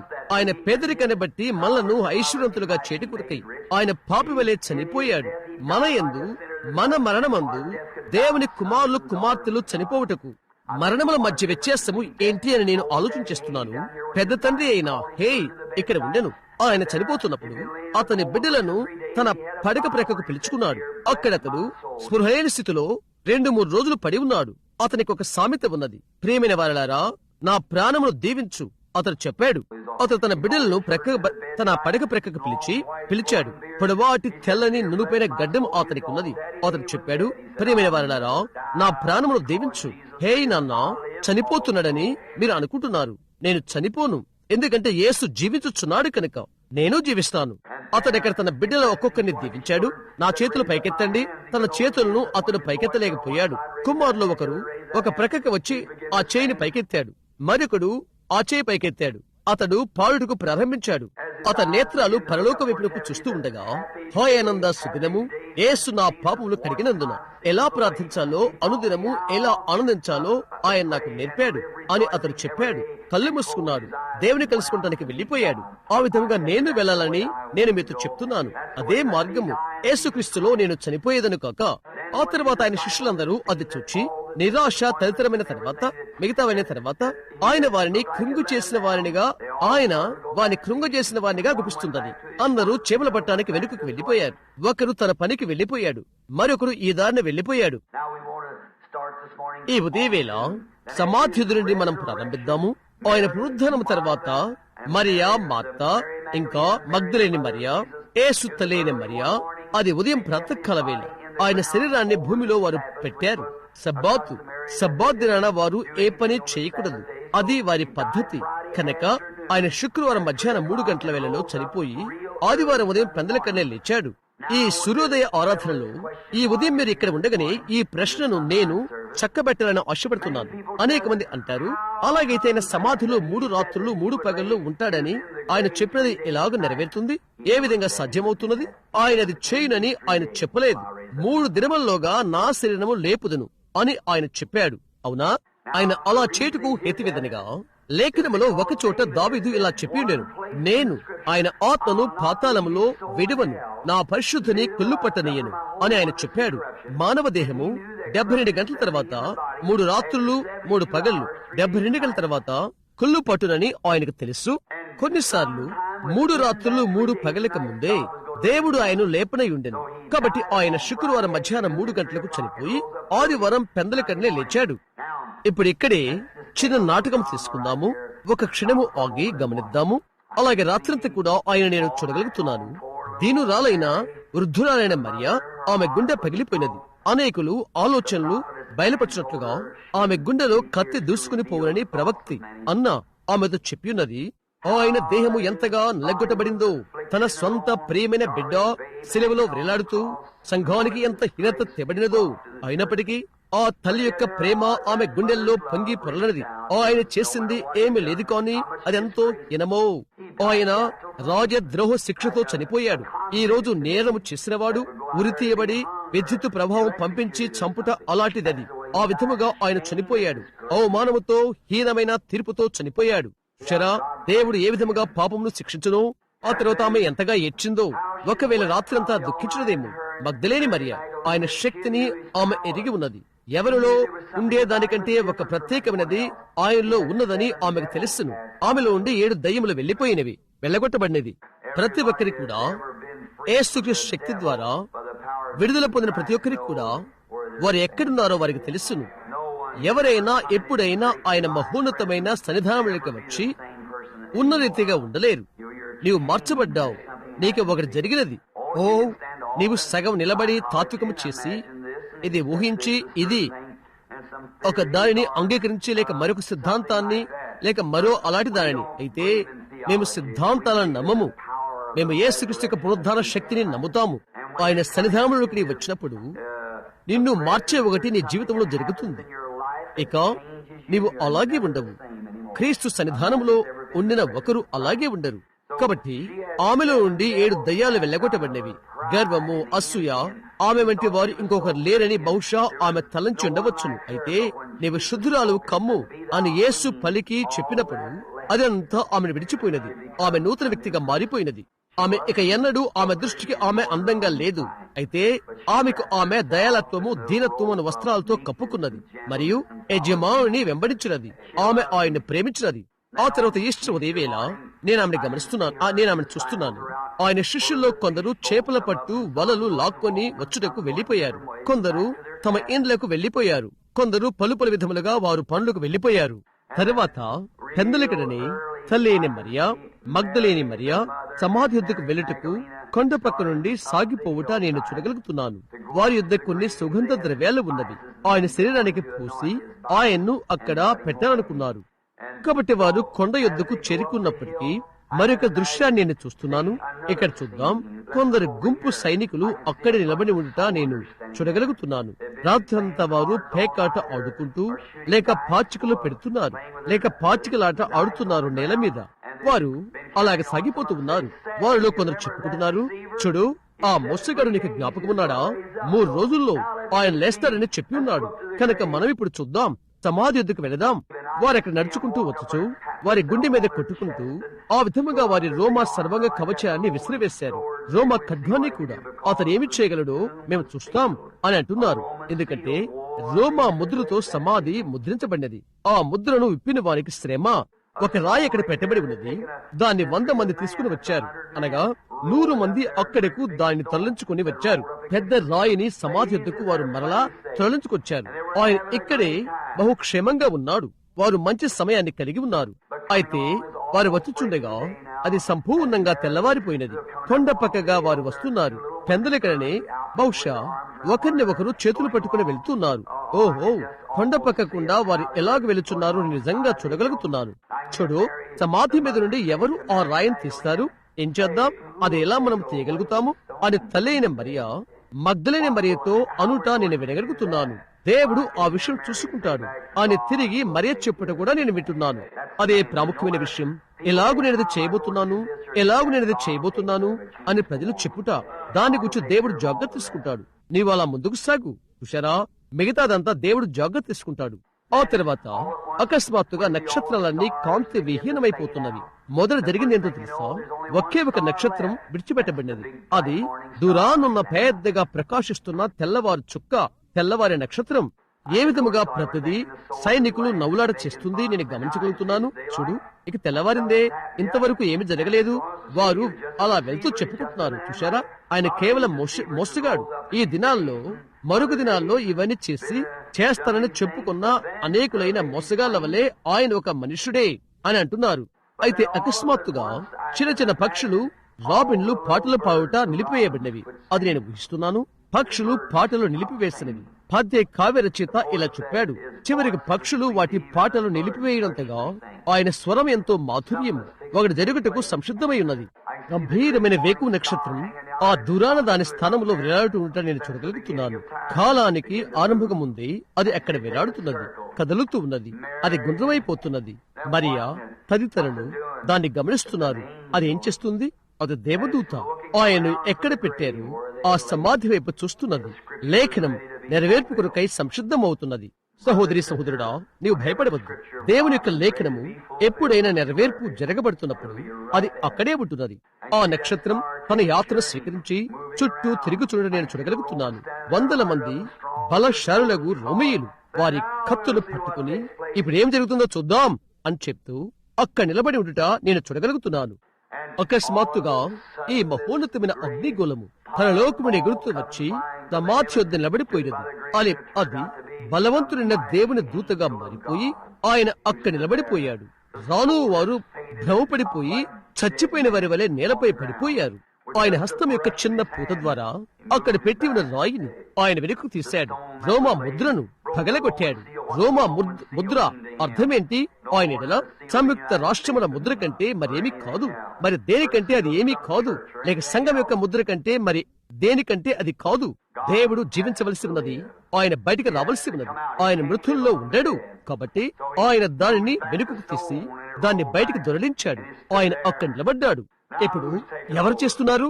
సాధిస్తున్నారు సైనికులు. వారి డాళ్లు మొదలైనవి తీసుకుని ఎంత త్వరగా పరుగులు తీయాలో అంత త్వరగా పరిగెత్తుతున్నారు. తోటల్లో గుండా, కొండ ప్రక్కల గుండా వారి మీదనున్న ఇనుప సాధనములు, డాళ్లు మొదలైనవి వారు కిర్రు శబ్దముతో పరుగులు తీస్తున్నారు. వాటితో అక్కడ ఆయన ఒంటరిగా నిలబడి ఉన్నాడు. అక్కడ భయంకరమైన భూకంపం జరిగినప్పుడు ఆ ఉదయవేళ అది భూమిని కంపింపచేసినది. ఒకరన్నారు, ఒక చోట వచ్చినట్లయితే ఆశ్చర్యమే, ఒక చోట తప్పక ఒక పిడుగు పడి ఉంటుంది, ఒకటి భూమిని తాకి ఉంటుంది. అయితే అది యేసు మృతుల్లో ఉండి లేచి ఉన్నాడు. తరువాత వారు సమాధి వద్దకు వెళ్ళినప్పుడు మరియా మార్త అక్కడ దేవదూత నిలబడి ఉండటం వారు చూశారు. ఆయన మీకంటే ముందుగా గలిలయకు వెళ్ళొచ్చున్నాడని, అక్కడ ఆయన మిమ్మల్ని కలుసుకున్నాడని, మీరు వెళ్లి ఆయన శిష్యులకు తెలియచేయడని ఆయన చెప్పాడు. ఇదిగో నేను మీతో చెప్పితిని. ఆయన చెప్పినట్లుగా ఆయన వారిని కలుసుకోబోతున్నాడని త్వరగా వెళ్లి శిష్యులకు తెలియచేయడి. ఓ నా మాటలు విని నన్ను పంపిన వాడిని విశ్వాసముంచువాడు నెచ్చే జోము కలవాడు. అంత్యదినమున నేను వాడిని లేపుదును. నేనది ఆలోచన చేస్తుంటే ఇదిగో నేను మీతో చెప్పి ఉన్నాను. ఆయన దూతలు ప్రపంచమంతటా దాన్ని చాటి ఉన్నారు. అది ఎవడేను ధైర్యముతో తన్ను తాను ఉపేక్షించుకుని తన శిలువనెత్తుకుని ఆయన వెంబడిస్తే ఆయన నిన్ను పునరుద్ధానమందు కలుసుకుంటాడు. మట్టికి మన్ను, ధూళికి ధూళైపోవును అని మనం చెప్తూ సమాధి పైన పూలు చిలకరించితే దానివల్ల ఏంటి? తన లోకమును దేవుడు ఉండుట ఎంత నిశ్చయమో, సమాధి నుండి దేహము తిరిగి లేచుట అంత నిశ్చయము. ఇదిగో మీతో చెప్పియున్నాను. మనం గమనిద్దాము. ఇక్కడ ఆయన ఇద్దరు శిష్యులు వెళ్ళుచున్నారు. వారు మార్గం పైన ఉన్నారు. వారిలో కొందరు చేపలు పట్టడానికి వెళ్లారు. కాబట్టి యేసు నది అద్దరిని నిలబడి ఆయన చూశాడు. అక్కడ ఆయన వారిని చూశాడు. ఆయన వారిని అడిగాడు, పిల్లలారా రొట్టె ఏమైనా ఉన్నదా? ఆయన వారితో చెప్పిన మొదటి విషయం, అవతల ప్రక్కన మీ వలలు విసిరుడి. రాత్రంతా వారు చేపలు పట్టారు, వారికి ఏమీ దొరకలేదు. అది ఆ విధంగా ఉంటున్నది. నీవు పడవ యొక్క తప్పుడు దారిన చేపలు పడుతున్నావు. కాబట్టి యేసు చెప్పిన్నాడు, మీ వలలు అవతల ప్రక్క వేయుడి అని. ఆ తర్వాత వారు ఆవల ధరిన వారి వలలు విసిరిన తర్వాత వారు ఆ విధముగా లాగారు. ఓహో, వారి వలలు పిగిలిపోయేంతగా విస్తారమైన చేపలు దొరికినవి. పేతురు అటు ఇటు చూచడం మొదలుపెట్టాడు. అన్నాడు, అది చేయగలిగిన ఒకే ఒక మనిషి ఉన్నాడు. వెనుక ఒడ్డు వైపు చూశాడు. ఆయన అక్కడ నిలబడి ఉన్నాడు. రొట్టె చేప వారి కొరకు నిప్పుల మీద ఉంచి ఉన్నది. పేతురు పడ వచ్చు వరకు నిదానించలేకపోయాడు. అతడు నీటిలోనికి ఎగిరి దూకాడు. ఆయన కలుసుకొనటానికి వెళ్లిపోయాడు. అతడు త్వరపడుతున్నాడు. ఓ, ఈ దినాన లోకంలోని ప్రతి పాపి అలాగుండాలని నేను కోరుతున్నాను. పేతురు అక్కడ ఆయన ఉపేక్షించాడు. అతడు బయటికి వెళ్లిపోయి బిగ్గరగా ఏడ్చాడు. అతడు ప్రార్థించాడు. అతడు యేసును కలుసుకోవాలని ఆశపడ్డాడు. అతడు క్రిందకు దిగాలనుకున్నాడు. అక్కడ ఆయన పాదములపైన పడుట కొరకై. అక్కడ ఒక జంట ఉన్నారు. ఒకడు క్లయోప మొదలైన వారు. వారు అమ్మాయి మార్గన వెళుతున్నారు. వారు దుఃఖముతో నిరాశతోనే వెళ్లిపోతున్నారు. ఓ, అది ఎంతటి విషాదమో అని దాని గురించి మాట్లాడుకుంటూ వెళ్తున్నారు. అకస్మాత్తుగా పొదల్లో నుండి ఒక సాధారణ మనిషి వచ్చాడు. చొక్కా కాలరు పైకి పెట్టుకుని కాదు, లేక ఏదైనా వ్యత్యాసమైన వస్త్రాలతో కాదు, మిగతా వారి వలనే ఆయన వస్త్రాలు ధరించున్నాడు. మిగతా వారు ఎలాగుంటారో ఆయన వెంట్రుకలు గడ్డము అలాగే ఉన్నవి. ఆయనలో ఏ వ్యత్యాసము కనపట్లేదు. ఎటువంటి గొప్ప తేడా ఆయనలో లేదు. ఆయన బ్రతుకు ఆయన గుణ ఔన్నత్యాన్ని చూయిస్తున్నది. ఆయన ఏమై ఉండెను అని అదే మనము ఉండవలసి ఉన్నదని దేవుడు కోరుతున్నాడు. మన జీవితము మన గుణ ఔన్నత్యం అవుతున్నది. అవునది నిజం. తరువాత ఆయన సాగిపోతూ ఉన్నాడు. ఆయన అడిగాడు, సహోదరులారా, ఎందుకు మీరు చాలా దుఃఖముఖులై ఉన్నారు? మీరు సంభాషించింది ఏంటి అని నా అడిగాడు. ఓహో, నేను దాన్ని ప్రేమిస్తాను. ఎందుకు అని వారు అడిగారు. అయ్యా, నీవు క్రొత్తవాడవా ఇక్కడ అని అడిగాడు. దేశమంతా కూడా పగిలిపోయినదే. మేమిక్కడ వారము. మేం మా ఇంటికి తిరిగి వెళుతున్నాము అని అతడు చెప్పాడు. నజరేయుడైన యేసు ప్రవక్త, ఆయనని మేము నిజముగా నమ్మి ఉన్నాము. ఆయన వచ్చినప్పుడు ఆయన ఇశ్రాయేలుకు రాజు అని మేము తలంచాం. ఆయన చనిపోయాడు. వారు ఆయన పాతిపెట్టారు. వారు ఆయన గుండెల్లో పొడిచారు. వారు ఆయన తృణీకరించారు, నెట్టివేశారు అన్నాడు. అది జరిగిప్పటికీ 3 రోజులు అవుతుంది. 3వ రోజు అవుతున్నది. ఆయన చనిపోయి ఇప్పటికీ 3వ రోజు అవుతున్నది.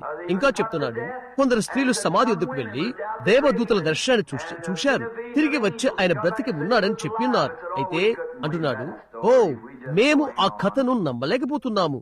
మేము వెళ్లిపోతున్నాం. కాబట్టి అక్కడి నుండి వెళ్ళిచు ఆయన అడిగాడు. ఆయన చెప్పినాడు, అవివేకులారా, ఆయన ఏ విధముగా శ్రమపడి 3వ దినమున లేచునని క్రీస్తు గురించి ప్రవక్తలు చెప్పిన మాటలు నమ్మని మందమతులారా అని అన్నాడు. ఎంత మనోహరమో చూడు. ఇది చూడు, గుండె చెదరిన వారి మధ్య, దుఃఖాక్రాంతులైన వారి మధ్య క్రీస్తు ఉన్నాడు. అక్కడికే ఆయన వెళ్ళినది. ఎవరైతే దుఃఖముఖులై ఉన్నారో, గుండె చెదరిన వారై ఉన్నారో వారి మధ్యకు వారు ఏనాడు చూడనటువంటి గాఢాంధకార గడియల్లోకి వారు వెళ్లి ఉన్నారు. వారి నిరీక్షణలన్నీ నిర్వీర్యమైపోయినవి. వారు సంఘములో నుండి సమాజ మందిరాల నుండి బయటకు నెట్టివేయబడ్డారు. ఎందుకనగా ఆయన యందు వారు విశ్వాసం ఉంచారు. కాబట్టి ఇప్పుడు ఎవరిని వారు విశ్వసించారు? ఆయన ఇప్పుడు చనిపోయాడు. కొందరు స్త్రీలు ఒక దర్శనము గల చిన్న కథతో వచ్చారు. కొందరు దేవదూతల వారు చూశారని, గల్లీలో వారిని కలుసుకుంటారని శిష్యులకు తెలియచేయడని ఒక చిన్న కథతో వారు వచ్చారు. వారిని నమ్మలేకపోయారు. వారి గుండె చెదరి దుఃఖముతో ఎడుస్తున్నారు.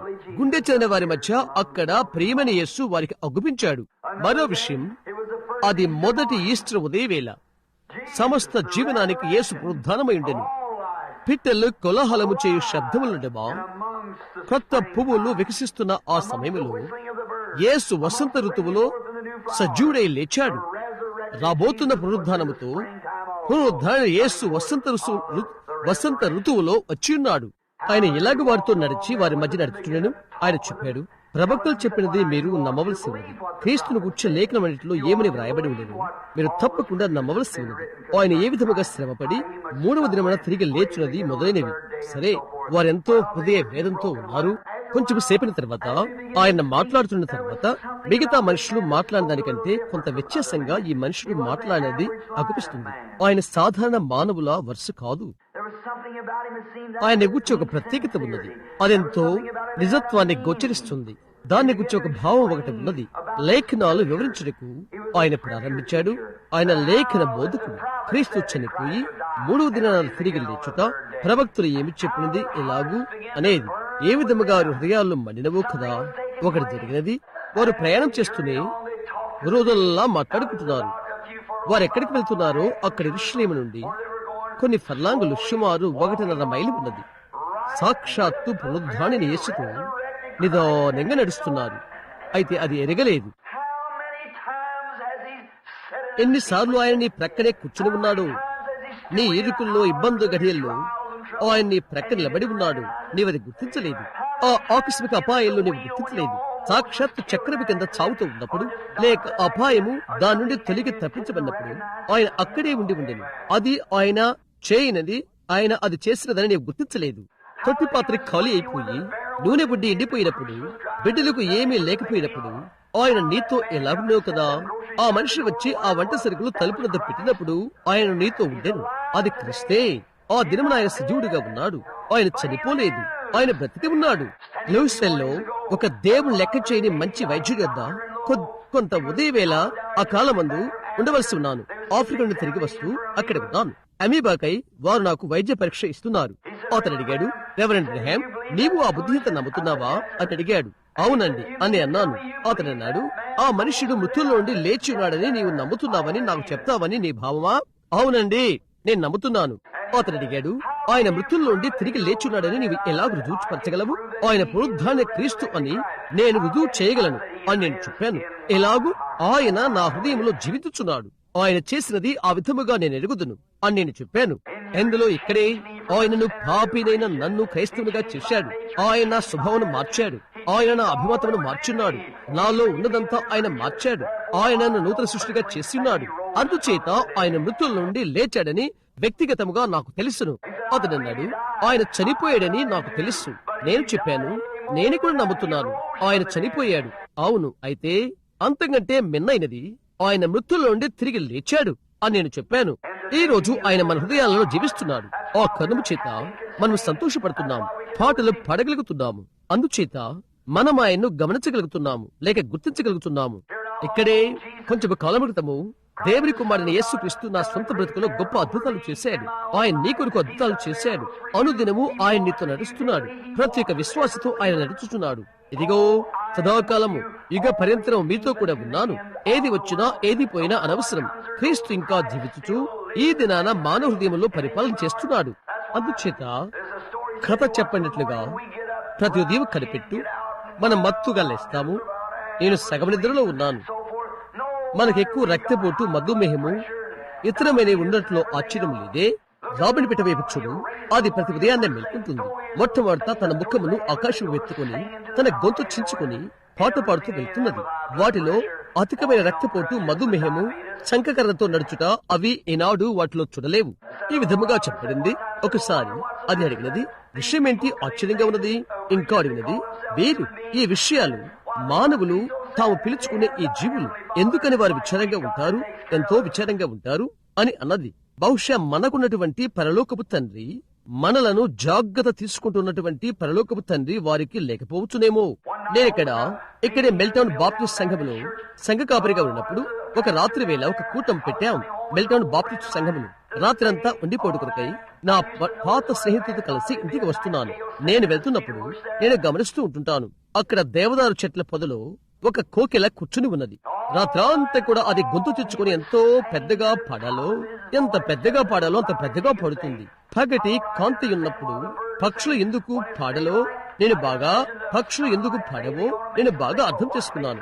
సూర్యరశ్మి వాటిపైన పడి అవి పాడినట్లు చేస్తుంది అని నేను ఊహించగలిగాను. అయితే కోకిల పాట పాడుటకు ఏది దోహదపడుతుంది? కాబట్టి నేను ఒక పుస్తకం సంపాదించి కోకిలను గురించి చదువుట ఆరంభించాను. కోకిల పాడుటకు గల కారణం నేను తెలుసుకున్నాను. అది ఆకాశ మేఘాలు గమనిస్తూ ఉంటుంది. ప్రతిసారి మేఘాలు ప్రక్కకు కదులుతూ చూడగానే ఒక నక్షత్రం, ఒక వెలుగు కాంతి కనబడుతుంది. ఇక అది అరచుటకు ఆరంభించి గొంతెత్తి పాడుతుంది. ఎందుకని? సూర్యుడు ఎక్కడో ఒక చోట ప్రకాశిస్తున్నాడని దానికి తెలుసు. సూర్యుడు ఒక చోట ప్రకాశిస్తున్నాడని అది భూమితో తిరిగి మాట్లాడుతుంది. సహోదరి సహోదరుడా, కారు మేఘాలంటే హింసలు, శ్రమలు, ఇబ్బందులు నా గుండెలో ఎంతకాలం ఉన్నప్పటికీ పరిశుద్ధాత్మ ఒక్కొక్కసారి ఒత్తుచునుట నేను భావించగలిగితే ఆయన నాకు ఒక ఆశీర్వాదం ఇస్తుంది. ఏదో ఒక చోట దేవుని శక్తి ఇంకా ఉండి పరిపాలన చేస్తుందని ఆయన ఎరుగుదును. అవునది నిజం. ఆ ఉదయ నక్షత్రాన్ని నేను అడిగితే, నీవు ఆ పైన ప్రకాశించుటకు ఏమి నేను చేసినది? నీవెందుకు ప్రకాశిస్తున్నావు? నక్షత్రం మాట్లాడగలిగితే అది ఇలా చెప్తుంది, సహోదర బ్రహ్మాం, ప్రకాశించేది నేను కాదు, నా మీద ప్రకాశించున్నది అది సూర్యుడు మాత్రమే. అదే నన్ను ప్రకాశించినట్లుగా చేస్తున్నది. యేసు క్రీస్తులో ఉన్న ప్రతి విశ్వాసెడలా, ఆయనలో దాచబడిన వారెడలా అది అలాగుండెను. నీవు కాదు ప్రకాశించేది. ఈ నిరీక్షణ, ఈ పునరుద్ధానమిక ఆనందము నీకిచ్చి నీపై ప్రకాశిస్తుంది పరిశుద్ధాత్మాది. ఇక్కడే మాట్లాడుతూ నేను తరచుగా అలవాటుగా నీరు త్రాగు ఒక పురాతన బూటను గురించి మాట్లాడుతున్నాను. అది మెల్టౌన్ చుట్టూ బొగ్గలుగా ఎగురుతూ గంతులు వేస్తూ ఉంటుంది. అది ఎందుకు గంతులు వేస్తుందా అని నేను ఆశ్చర్యపోతుంటాను. కాబట్టి ఒక రోజు నేను ఇక్కడ కూర్చొని దాంతో మాట్లాడుతున్నాను. ఒక నీటి ఊటతో ఒక మనుషుడు మాట్లాడుట ఊహించు. అయితే ఈ ఊటను ఎవరైతే చేశారో ఆ ప్రకృతితో నేను మాట్లాడుచుంటిని. నేను ఆశ్చర్యపోతుంటిని. ఎంతో బొగ్గలుగా ఎంతో గంతులు వేస్తూ నీ ఊటకు నేను చేసింది ఏంటి? ప్రజలు ఇక్కడికి వచ్చి నిన్ను త్రాగుచుండటం వలన, లేక నీవు త్రాగటం వలన, నేను త్రాగటం వలన, లేదా మరొకటి త్రాగటం వలన ఆ ఊట మరలా తిరిగి మాట్లాడగలిగితే అతడు ఇలాగ చెప్తాడు, కాదు బిల్లి, నీవు త్రాగుట వల్లే కాదు, నన్ను ఎవరైనా త్రాగుట వల్లే కాదు, ఇక్కడ నా క్రింద ఒకటి ఉన్నది, నన్ను ఉబ్బికంప చేసి నెట్టి ఎగురినట్లుగా అలాగ చేయనది నా క్రింద ఒకటి ఉన్నది. దేవుని ఆత్మ వల్ల జన్మించిన ప్రతి ఒక్క పురుషుడు స్త్రీ అలాగే ఉంటారు. అది నీవు కాదు, అది మానవ ఉద్రేకము కాదు. ఎందుకనగా ఆ మానవ జీవితంలో పునరుద్ధానము లేదా దేవుని శక్తి నిత్య జీవంలోకి నెట్టుకొని పోతూ నిత్య జీవంలోనికి కదలి వెళ్తున్నది. ఇక్కడ ఒకటి ఉన్నది. నీకది ఉన్నట్లయితే నీవు నెమ్మదిగా ఉండవు. అక్కడ నీ లోపల ఒకటి ఉన్నది. యేసు యెరూషలేములోకి వస్తున్నప్పుడు వారు ఖర్జూర పట్టలు నరికి కేకలు పెడుతూ అలాగున్నారు. బిగబట్టుకున్న ఆ పరిచయులు అన్నారు, వారు నిశ్శబ్దంగా ఉండమను అని చెప్పారు. వారు మాకు వణుకు పుట్టిస్తున్నారు.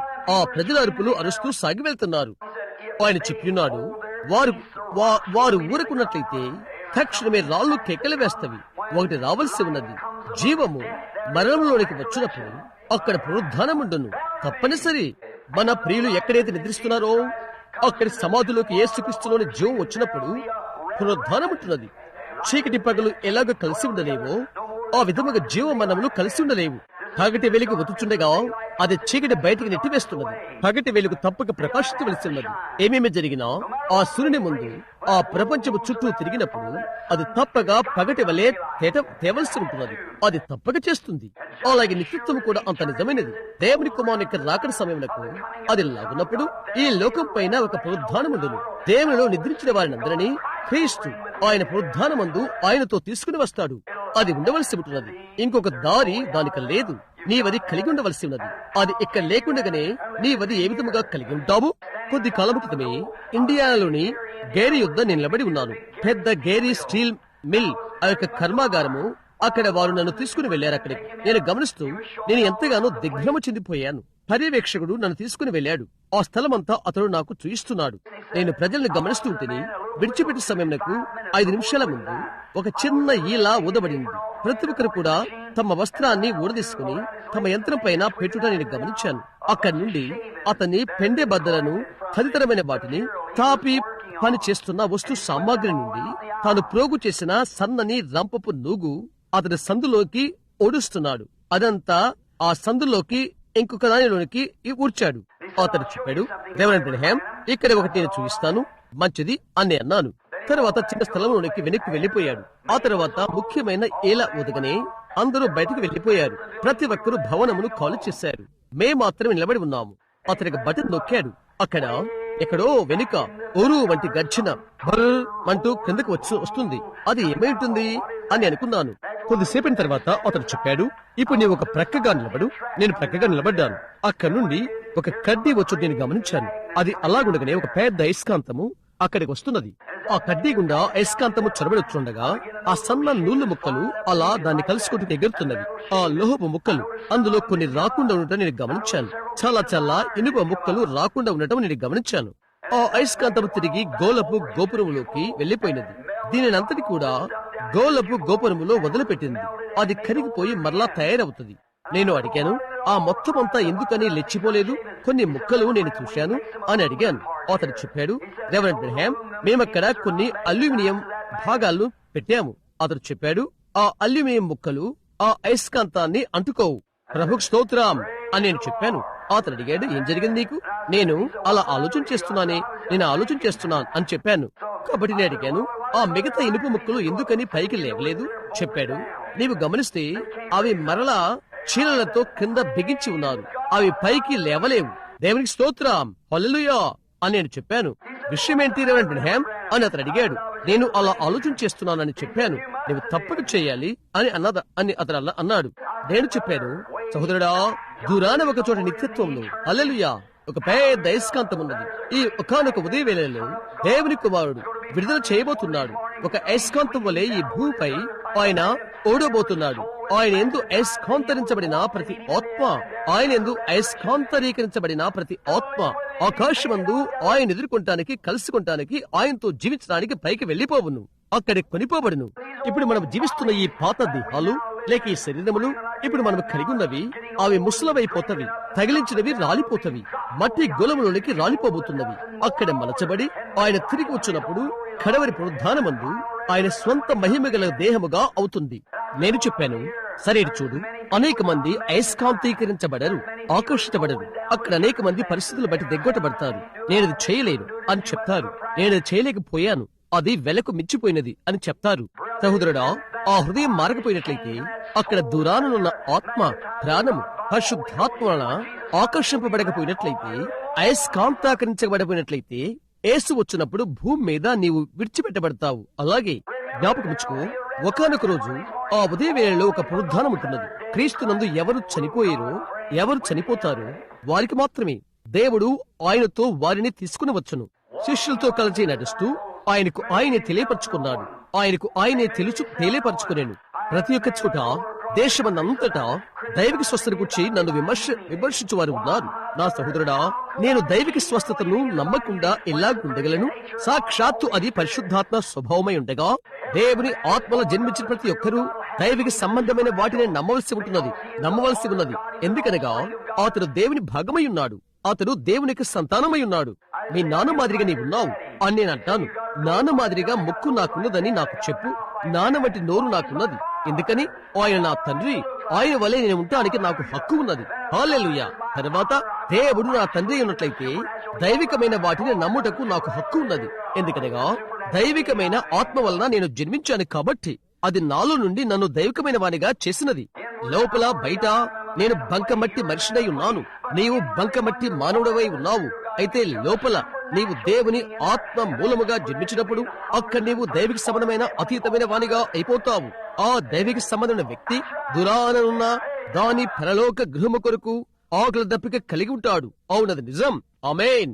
అది గమనించు, అవే అక్కడ ఉన్నవి. ఇప్పుడు ఇక్కడ ఆయన నడుస్తున్నాడు, ఆయన మృతుల నుండి లేచి ఉన్నాడు. ఆనందము రానయ్యున్నది. శిష్యులు వారి యొక్క అడుగులలో కొంత ఉత్తేజాన్ని పొందుకున్నయున్నారు. ఒకటి జరిగినది, ఆయన మృతుల నుండి లేచున్నాడు. ఒకరు దేవుని ఆత్మమూలముగా జన్మించినప్పుడు ప్రతి ఒక్కరి ఎడల అలాగే ఉంటున్నది. నిజమైన పునరుద్ధానమును చూచినప్పుడు ఒకడు తనకు తాను యేసు క్రీస్తులో చనిపోయి ఆత్మమూలముగా జన్మించి పరిశుద్ధాత్మల నూతనమైన వ్యక్తిగా అయితేనే తప్ప మృతుల నుండి యేసు లేచి ఉన్నాడని ఏ మనుషుడు ఎరుగడు. తాత్విక వేదాంతరీత్యా మాత్రమే ప్రతి ఒక్కరూ నమ్ముతున్నారు. అలవాటు రీతిగా యేసుక్రీస్తు పునరుద్ధానపు సాక్ష్యాన్ని పరిశుద్ధాత్మ పలుకు వరకు కాగితం పైన మాత్రమే అతను చుచ్చుచున్నాడు. నీవు బ్రతుకులోని మృతతుల్యమైన వాటి నుండి యేసుక్రీస్తునందలి నూతనమైన సజీవమైన నిరీక్షణలోనికి వచ్చి ఉన్నావు. ఏ ఉదయవేళలో అది లేకపోతే ప్రతి ఒక్క పురుషుడు, స్త్రీ నశించిన వారే. అవునది నిజం. ఓ నా సహోదరి, సహోదరుడా, దేవునితో సరిచేసుకో.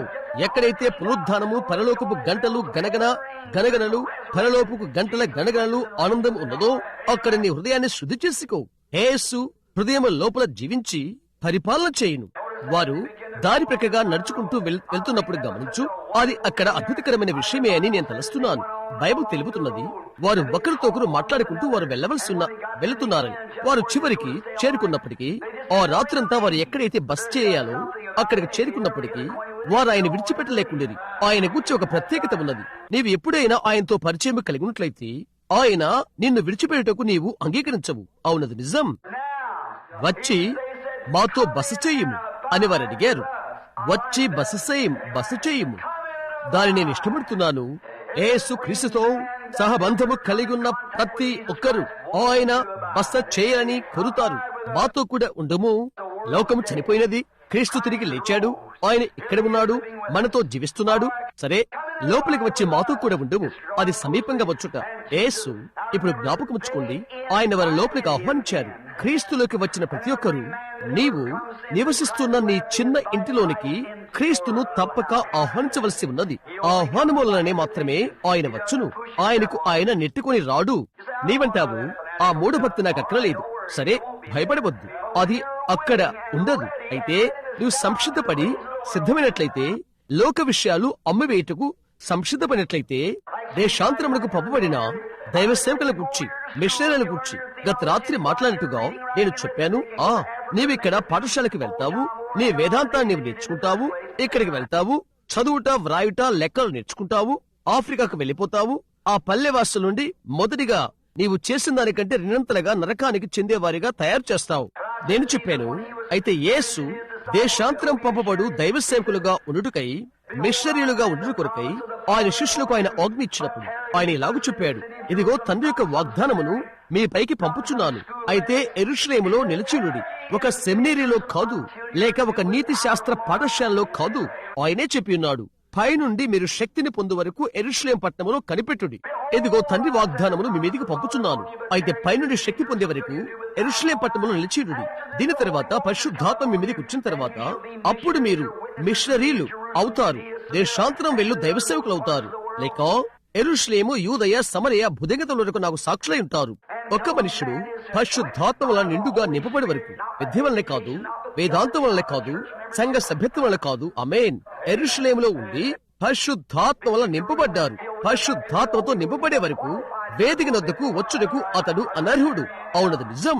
ఒక దేశాంతరం వెళ్ళు దైవ సేవకునిగా, లేక ఏదైనా ఒక మిషనరీకి.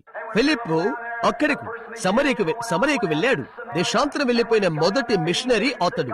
అతడు ఎక్కడికి వెళ్ళినప్పుడు అతడు సువార్తను ప్రకటించాడు, వ్యాధిగ్రస్తులు స్వస్థపరిచాడు, గుడ్డివారి కన్నులు తెరిచాడు, చెవిటి వారి చెవులకు వినికిడి చేకూర్చాడు. పట్టణమందు ఎంతో ఆనందము కలిగినది.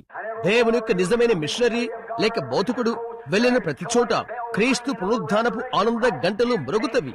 మరణమును జీవమును కలిపి జీవించలేవు, అవి వేరవుతవి. ఆమేన్.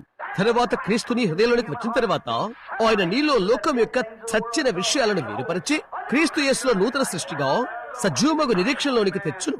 అతడు నూతన పురుషుడవుతాడు. నా ప్రియులారా, నేను మీతో చెప్తున్నాను, ఈ దినాన లోకానికి ఏదైనా అవసరమున్నదా? అది నిజమైన క్రీస్తు యొక్క నిజ పునరుద్ధానమును బోధించుడే. వారు అడిగారు, వచ్చి మాతో కూడా ఉండు అని. అది సాయంకాలం, ప్రొద్దు ఆలస్యమైపోయినది. ఆ స్త్రీలు ఏమి చెప్పారు మేము విన్నాము. అదంతా నిజమేనా అని ఆశ్చర్యపడుతున్నాము. ఒకటేదో ఆలోచన చేసుకుంటూ వారు వెళ్తున్నారు. అయితే అతను అడిగాడు, ఇప్పుడు కొద్దిసేపు నిలిచిపో. వారు అడిగారు, లోపలకు ఇప్పుడు వచ్చి మాతో కూడా ఉండమని. ఆయన వెళ్ళుచున్నట్టుగా ఆయన నటించాడు. నీవు ఏం చేస్తావో చూచుట కొరకై అనేక సార్లు ఆయన అలాగ చేస్తూ ఉంటాడు. అవును. కనుక కొద్దిసేపటి తర్వాత వారు ఆయన్ను బ్రతిమలాడారు. వారు అడిగారు, లోపలికి రా అని. వారు లోపలికి వెళ్లిపోయారు.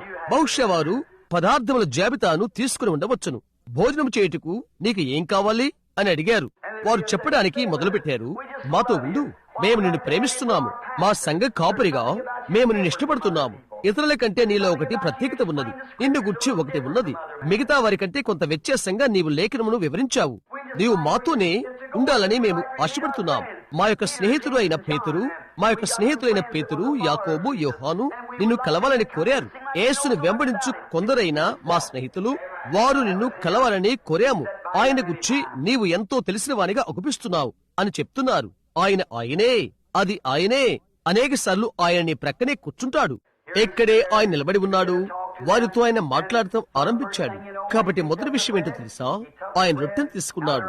ఇప్పుడు వారి కన్నులు గుడ్డివై ఉన్నవి. ఆయన రొట్టెను విరిచాడు. ఆయన కన్నులు ఎత్తి దాన్ని ఆశీర్వదించి దాన్ని విరిచాడు. వారి కన్నులు తెరవబడినవి. నేనది ఇష్టపడుతున్నాను. వారి కన్నులు తెరవబడినవి. క్రీస్తు యొక్క సంఘానికి దాని కన్నులు తెరవబడే సమయం ఏదైనా ఉన్నట్లయితే అది ఈ రోజే. కొంచెం ఎక్కువగా రొట్టె విరవబడినది. వారి కన్నులు తెరవబడి అది ఆయనే అని వారు గుర్తుపట్టారు. ఓ స్నేహితుడా, ఆయన ఎప్పుడైనా ఆ విధముగా నీ కన్నులు తెరిచుండెనా? ఆ విధముగా ఎప్పుడైనా నిన్ను ఆశీర్వదించనా? ఆయన ఎప్పుడైనా నిన్ను లోక విషయాల నుండి వేరు చేశానా? విరచి తెరవబడు తరుణం అదే సంఘానికి ఈ రోజు అవసరమైనది. పగులు కొట్టు తెరుచు సమయం. అతని కన్నులు తెరవబడినవి, లేక వారి కన్నులు తెరవబడినవి. వారు ఆయన గుర్తుపట్టారు. ఆయన ఏ విధముగా ఆ రొట్టెకు చేసి ఉండెను, ఆ విధముగానే వారు ఆయనను గుర్తుపట్టి ఉండేది. ఓహో, ఎన్నెన్నిసార్లు. ఇక్కడే కొంచెం కాలం క్రితము ఆ మూలన ఒక స్త్రీ ఉన్నది. ఆమె క్షయరోగం. ఈ ఉదయం ఆమె మందిరములో కూర్చుని ఉన్నదని అనుకుంటున్నాను. ఆమె పేరు నాకు జ్ఞాపకం రాలేదు. రేసే. వందనాలు సహోదరి. అవునది నిజం, మిస్సెస్ రేసే. ఆమెకు 3-4 బిడ్డలున్నారు. ఆమె అక్కడ పడి ఉన్నది. ఆమెకై ప్రార్థించుకు నేను వెళ్ళాను. ఆమె చనిపోటుకై శానిటోరియం నుండి ఇక్కడకు పంపించి వేశారు. కాబట్టి ఆమెకు ప్రార్థన చేయడం కొరకై నేను వెళ్ళాను. ఒక నాస్తికుడు మా ఇంటి ప్రక్కనే ఉంటున్నాడు. అతడు ఇక్కడే ప్రభుత్వ కార్యాలయంలో పనిచేశాడు. అతని పేరు మిస్టర్ ఆండ్రూస్. నేను నా యొక్క పాత సైకిల్ పైన ఆ మూలకు త్వరగా వెళ్తున్నాను. క్రితము 2 రాత్రుల క్రితము ఆ స్త్రీకి నేను ప్రార్థన చేశాను. నేను ఇంటికి వెళ్ళాను. నేను ఆ వస్త్రాలలో కూర్చుంటున్నప్పుడు ఆ స్త్రీ బ్రతుకుతుందని ప్రభువు నాకు దర్శనం చూయించాడు.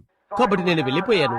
నేను చెప్పాను, యెహోవా ఇలాగ సెలవిస్తున్నాడు, అనున్నది నా యొద్ద ఉన్నది, నీ కొరకు నువ్వు బ్రతుకుతావు అని చెప్పాను. ఆమె అన్నది దీనంగా, ఓ దేవునికి ధన్యవాదాలు అని.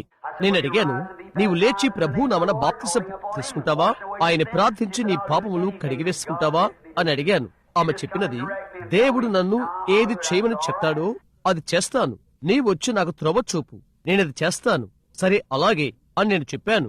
అదైనా 2 ఉదయవేళ తర్వాత వీధిలో అక్కడ ఒక పురుషుని కలుసుకున్నాను. అది మిస్టర్ ఆండ్రూస్. అతడు అన్నాడు, బోధకుడా, ఇదిగో 1 నిమిషం ఆగు అని అన్నాడు. ఉదయవేళ ఇదే సమయము అనుకుంటాను. అతడు అన్నాడు, బోధకుడా 1 నిమిషం ఆగు, ఎక్కడికి వెళ్తున్నావు అని అడిగాడు. అక్కడ కిరాణా కొట్టుకు అని చెప్పాను. నీవు సిగ్గుపడవా అని అన్నాడు. ఏంటి అని అన్నాను. అక్కడ చనిపోతున్న ఆ పేదరాలైన తల్లిని కూర్చు, ఆమె బ్రతుకుతుందని చెప్పుట అని అతను అడిగాడు. సరే, ఆమె జీవిస్తుంది అని నేను చెప్పాను. ఆమె జీవిస్తుందని నీకు ఎలాగో తెలుసు అని అడిగాడు అతను. యేసు ఆ విధముగా చెప్పాడు, అందుచేత అది నాకు తెలుసు అని నేను చెప్పాను. నీకు ఎలా తెలుసు అని అడిగాడు. నేను చెప్పాను, ఆమెను కూర్చున్న దర్శనము ఆయన నాకు చూయించాడు, ఆ విధంగానే ఆయన అది చేశాడు, అది అలా ఉందని నాకు తెలుసు. అవును. అతడు అన్నాడు, నాకు నేను సిగ్గుపడుతున్నాను. ఇంకా చెప్పాడు, నీవు ఆ విధంగా వెళ్లిపోయి ప్రజలను మోసం చేస్తున్నావు. ఇంకా అన్నాడు, నీవు సిగ్గు చెందవలసి ఉన్నది. నిన్ను కలిసి నీతో మాట్లాడట మొదట నాకు కొంత ఇబ్బందికరంగా ఉన్నదని నాకు తెలుసు. నేను చెప్పాను, సరే మంచిది, నీ స్వంత తలంపులు నీకున్నవి, నాకు నావి ఉన్నవి అని చెప్పి నా పాత సైకిల్ ఎక్కి త్రొక్కకుంటూ వెళ్లిపోయాను. 2 రోజుల తర్వాత అతని భార్య, ఆమె ఒక క్రైస్తవురాలు, ఆమె జబ్బు పడిపోయినది. నేను వెళ్లిపోయి అడిగాను, మిస్టర్ ఆండ్రూస్, నేను ఏదైనా మీకు చేయనా? అతడు అన్నాడు, ఇప్పుడు చూడు అన్నాడు, మాకు మంచి వైద్యుడు ఉన్నాడు, నీ సహాయం ఎటువంటిది మాకు అవసరం లేదు అని అతడు చెప్పాడు. వందనాలు మీకు అని అన్నాను. నీకు మంచి వైద్యుడు ఉన్నాడని నాకు తెలుసు అని అన్నాను. అతని పేరు అతడు చెప్పాడు. అతని పట్టణంలో మంచి వైద్యుడు నా స్నేహితుడు, అతడు మంచి వైద్యుడే అని అన్నాను. అతడు చెప్పాడు, ఆమెకు ఆంత్రప్రదాహ రోగము, ఎపెడిసైటిస్, మేమది తీసివేస్తాం అంతే, ఇక్కడ ఎటువంటి ప్రార్థన మాకు అక్కరలేదు అని అన్నాడు అతడు. నేను చెప్పాను, అదే మిస్టర్ ఆండ్రూస్, అది నేను అడుగను. నేను అన్నాను, నేను ఇది కేవలం చెప్పాలనుకుంటున్నాను. అది నేను నీ కట్టెలు నరకగలను, నేను నీకు చేయగలిగింది ఏదైనా చేయగలను, బొగ్గును ఏదైనా మంట పెట్టాలన్నా నేనది చేయగలను, ఏదైనా చేస్తాను.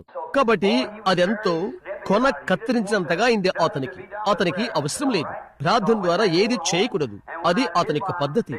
మంచిదే అని అన్నాను. కనుక నేను ఇంటికి తిరిగి వెళ్ళాను. నేను అలా చేసిన తర్వాత ఆమెను ఆసుపత్రికి తీసుకుని పోయాను. ఆ తర్వాత ఉదయము నేను గస్తీ తిరుగుతున్నాను. నేను గేమ్ వార్డెన్గా అప్పుడు ఉంటున్నాను. మీకు తెలుసా, నేను నా యొక్క చిన్న తుపాకీని గట్టిగా బిగించుకుని రహదారిపైకి బయలుదేరాను. అక్కడి నుండి వెళ్లాలని దారి వైపునకు నడుచుకుంటూ వెళ్తున్నాను. మొదటి విషయం ఏంటో తెలుసా, ఒకటి నాతో ఇలాగ చెప్పినది, తిరిగి వెళ్ళిపో, అది పునరుద్ధారణ యేసు, తిరిగి వెనుకకు వెళ్ళిపో. నేను అనుకున్నాను, బహుశా నేను భావిస్తున్నానేమో అని అనుకున్నాను. ఒకటి చెప్పినది, వెనుకకు వెళ్ళిపో.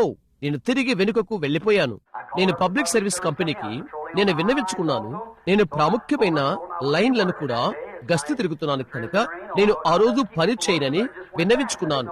ఓ విధంగా సన్న వానజల్లు పడుతుంది, పని చేయడానికి చాలంతా లేకపోయినప్పటికీ కనుక నేను తిరిగి వెళ్ళిపోయాను.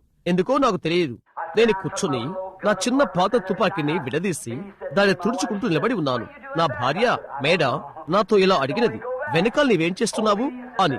నేను అన్నాను, నాకు తెలియదు, ఆయన ఇప్పుడే వెనకకు వెళ్ళమని నాతో అన్నాడు. బళ్ళు అర్పించుడి కంటే మాట వినుటయు, పొట్టేళ్ల కొవ్వు అర్పించుడి కంటే ఆలోకించడయు శ్రేష్టము. వెనుక కదా. నేను అక్కడే కూర్చుని నా పాత తుపాకీని తుడుచుకుంటున్నాను. మొదటిగా నేను గమనించిందంటూ తెలుసా, ఇంటిలోకి వచ్చుట. అతడు ఇక్కడికి వచ్చుచున్నాడు. ఒక విధంగా తన టోపీని ప్రక్కకు పెట్టుకున్నట్టున్నాడు. అతని ముక్కులో ఉండి చీమిడి వస్తుంది. అతడు లోపలికి వచ్చాడు. అతడు అడిగాడు. అతడు అన్నాడు, మిస్సెస్ వినహం గారు? అవును అని అన్నది. ఇక్కడ బోధకుడున్నాడా? అవును అని చెప్పినది. లోపలికి రా మిస్టర్ ఆండ్రూస్. హలో బోధకుడా అని అన్నాడు అతడు. ఉదయవేళ శుభములు మిస్టర్ ఆండ్రూస్, కుర్చీ తీసుకో అని నేను చెప్పాను. అతడు అన్నాడు, శ్రీమతి ఆండ్రూస్ గురించి నీ విన్నావా అని అడిగాడు. లేదు అని అన్నాను. సరే బోధకుడా, ఆమె చనిపోబోతున్నది అని చెప్పాడు. ఓ, అదెంతో విచారము, అలాంటిది వింటికి నేను ఇష్టపడను. ఆయన్ను అయినప్పటికీ నీ యొద్ద మంచి వైద్యుడు ఉన్నాడు కదా అని నేను అడిగాను. అతను చెప్పాడు, అవును, అయితే అది ఆంత్రప్రదాహ రోగము, అపెండిసైటిస్ కాదు అని చెప్పాడు అతడు. అది కాదా కాదా అని అడిగాను. అతను చెప్పాడు, కాదు, మాకిక్కడ వైద్య నిపుణుడు లూయిస్విల్ లో ఉన్నాడు. చెప్పాడు, అది రక్తపు ముద్ద కట్టినది, అది 2 గంటలైనది ఆమె గుండె నుండి వచ్చి. ఇంకో చెప్పాడు, అది ఆమె గుండె యొద్దకు కదల వెళ్తున్నది, ఆమె చనిపోబోతున్నది. అయ్యో, అదెంతో అశుభము, అలాంటిది నేను వెనుకుందును కాక అని నేను అన్నాను. అలాగే నా తుపాకీని తుడుచుకుంటూ తెలుపు చేసుకుంటున్నాను. అతడన్నాడు సరే, ఆమెంతో బాధతో ఉన్నది. అవునండి అని నేను అన్నాను. అదే నే అన్నాను. అతని కొద్దిసేపు చెమట కార్చని కనుక నేను కొంచెము ముందు కదలి నా తుపాకీ పని నేను చేసుకుంటున్నాను. అతడన్నాడు, సరే. అతను అడిగాడు, ఆమెకు నీవు సాయం చేయగలవా అని అనుకుంటున్నావా? నే అన్నాను, నేను వైద్యుని కాదు కదా, నేనేమి చేయాలో నాకు తెలియదండి అని చెప్పాను. నేను వైద్యుని కాదు అని నేను చెప్పాను. అతను అడిగాడు, సరే, అది తెలుసా అన్నాడు. బహుశా నీవు చేయగలవని అనుకున్నాను. ఒకవేళ నీవు చేయగలవు, ఆమె కొద్దిగా సహాయం చేయి అంటే నీ అర్థం అని అడిగాను. అతను చెప్పాడు, సరే, అక్కడున్న స్త్రీ వల్లే, అక్కడ జరిగిన స్త్రీ వల్లే. అలాగా అని నేను అన్నాను. అది నేను కాదు, అది ప్రభుని యేసు అని నేను చెప్పాను. సరే అని అతడు అన్నాడు. నేను అడిగాను, నీవు ఆయన నమ్మవని నేను అనుకుంటున్నాను. ఒకప్పుడు ఒక చిన్న కథను నాకు చెప్పాడతడు. అతనికి నా నమ్మ లేక చిన్నమ్మ ఒక వాగ్దానం చేసుకున్నది. సంవత్సరం అంతమునకు ఒక వృద్ధులకు సంచార బోధకునికి $5 చెల్లిస్తానని. ఆమె బట్టలు ఉతుకుతున్నది. అతనికి చెల్లించడానికి ఆమె యొద్ద డబ్బు లేదు. ఉతుకు రోజు వచ్చినది, బట్టలుతికే రోజు వచ్చింది. బోధకుడు అక్కడ ఉండబోచున్నాడు. ఆమె దగ్గర డబ్బులు లేవు. ఆమె దగ్గర ఒక డిమ్ లేక నెక్కిల ఉన్నది, లేక ఆ పెద్ద సబ్బు ముక్క ఎంత అవుతుందో అంత అతన్ని కొట్టు దగ్గరికి పంపినది. తిరిగి రాగా బార్ సబ్బు తీసుకున్నది. ఏడుస్తుంది. చెప్పాడు, ఆమె చేరుకుని ఆమె పాతదైన పెద్ద వస్త్రము తీసుకుని ఆమె కన్నీళ్లు తుడుచుకున్నది. ఆమె ఒక పెద్ద పాత కుండ వద్ద ఉన్నది. మీ తల్లులు ఉపయోగించినటువంటివి పాతకాలమున, లేక మీ తల్లులు ఉపయోగించినటువంటివి. ఇప్పుడు మీరు బటన్ గుండి నొక్కుతున్నారు, అవి గతించిపోయినది. అవునా? అయితే బట్టలు ఉతికే బండ మీద సబ్బు ఆ విధంగా పైన పెడుతుంది. ఒక గరగర శబ్దం విన్నది. ఆమె కిందకి చూచినది. సబ్బు ముక్కకు అతుక్కుని ఉండుట ఆమె చూచినది. $5 బంగారు నాణెమది. ఆ వృద్ధుడైన సంచార బోధకునికి ఆమె వాగ్దానం చేసింది. ఆమె అనుకున్నది, అది ఎలాగో అక్కడికి వచ్చినది? నేను ఆశ్చర్యపోతున్నానే. నేను చెప్పాను, పునరుద్ధారణ యేసు అది చేశాడు. ఆమె మంచి హృదయంతో ఆమె వాగ్దానం చేసుకున్నది. ఆమెది చేయగలనని ఆమె అనుకున్నది. దేవుడు ఆమెకు మార్గాన్ని చేకూర్చాడు. ఆయన చేసే కార్యాలను బట్టి నీవు ఆయన గుర్తిస్తావు. ఆయన చేయు వాటి ద్వారా, ఆయన చేయు క్రియలు అదే విధముగా ఆయన చేయును. అతడు అన్నాడు, సరే, ఎల్లప్పుడూనా అని నేను ఆశ్చర్యపోతాను. అక్కడ ఉండునా అది అని నేను ఎల్లప్పుడూ ఆశ్చర్యపోతాను. నేను చెప్పాను, అది అక్కడ ఉండవలసి ఉన్నట్లయితే నేను చెప్పాను, అక్కడ ఉంటుంది మిస్టర్ ఆండ్రూస్ అని నేను చెప్పాను. అతడు అన్నాడు, సరే సహోదరుడు బ్రహ్యాం, ఆయన నా భార్యకు సహాయం చేస్తాడా? తప్పకుండా ఆయన చేయగలనని నేను నమ్ముతున్నాను అని నేను చెప్పాను. అతడు అన్నాడు, నీవు ఆమె కొరకై ప్రార్థన చేయవా? లేదు, నీవే ఆమెకై ప్రార్థించు. నేను అడిగాను, ప్రార్థించవలసిన వ్యక్తివే నీవు. అతను చెప్పాడు, సరే, ప్రార్థన ఎలా చెప్పాలో నాకు తెలియదే. నేను చెప్పాను, అది ఏ మేలు చేయదు. ఎలాగైనా నీవు ప్రార్థన చెప్పినట్లయితే నేను చెప్పాను, క్రింద కూర్చొని ఆయనతో మాట్లాడు. అతడు అన్నాడు, సరే, నేనది ఏ విధంగా చేయను? నీ కుర్చీ వెనుకకు జరుపు, అక్కడే దానిపై మోకరించు, బల్ల ప్రక్కన ప్రార్థన చేయి. కాబట్టి అతను దిగిపోయి ప్రార్థించడానికి ప్రారంభించాడు. అతను అన్నాడు, ఇప్పుడు అతను చెప్పాడు, మిస్టర్ అయ్యగారు, నీతో ఎలాగూ మాట్లాడాలో నాకు తెలియదు. అతను అడిగాడు, అయితే నీవు నా భార్యకు సహాయం చేసినట్లయితే? అతను లేచి నిలబడి అన్నాడు, బోధకుడా, ఇప్పుడు మనము ఆసుపత్రికి వెళ్లి ఆయనతో మాట్లాడదాం అన్నాడు. ఒకవేళ ఆసుపత్రిలోకి మేము వచ్చినట్లయితే మంచిది అన్నాను. నా భార్య సంసిద్ధపడింది. మేము అక్కడికి వెళ్ళాము. మిస్సెస్ శ్రీమతి ఆండ్రూస్ అక్కడే ఉన్నది. చివరకు ఆమె కళ్ళు కూడా ఇక చూడలేకపోయింటివి. రక్తం వేరైపోయినది. మీకు తెలుసా, రక్తము గడ్డగట్టిపోయినది. నీవు ఆమె కళ్ళను చూడలేవు. నేను ఆ వైపు చూశాను. ఓహో, నా భార్య ఏడవటం మొదలుపెట్టింది. నేను మోకరించి ప్రార్థించడం మొదలుపెట్టాను. నేను అడిగాను, ప్రియమైన దేవా, ఈ స్త్రీకి నీవు సహాయం చేయమని నేను ప్రార్థన చేస్తున్నాను. నేను చెప్పాను, చూడగా మేమందరము నిస్సహాయులం, నిరీక్షణ వదలని వారం. వైద్యుడు తాను చేయగలనంతా చేశాడు. అయినప్పటికీ ఆమె ఇక్కడ చనిపోయి పడి ఉన్నది. నేను అడిగాను, ఓ దేవా, మేమేమి చేయగలము? ఏదైనా ఎలాగూ మేము చేయగలము? నిన్ను మేము ప్రార్థిస్తున్నాము. నీవు మరణాన్ని దాటి ఉన్నావని మాకు తెలుసు. నీవు మా మధ్య ఈ రోజు సజీవుడుగా ఉన్నావు. వెలుతురు నా చేతుల్లో ఉండినట్లు నీవు కేవలము తాకగలిగిన వాడవుగా ఉన్నావు. నీవు ఇక్కడే ఉన్నావు. అన్ని బలములు నీ యొద్ద ఉన్నవి. నీవది చేయగలవు. ప్రభువా, నీ దృష్టికి అంగీకారమైతే ఈ స్త్రీ ఎడల కనికరము చూపమని మేము విధేయతతో వచ్చి అడుగుతున్నాము. నేను ప్రార్థన చేస్తున్నప్పుడు విషయాలన్నీ అలాగ కలలకు ఆరంభమైనవి. ఆమె తన చేతుల్లో యాపిల్ గుత్తి పట్టుకుని నాకివ్వటానికి నా ఇంటికి వచ్చి నేను చూశాను.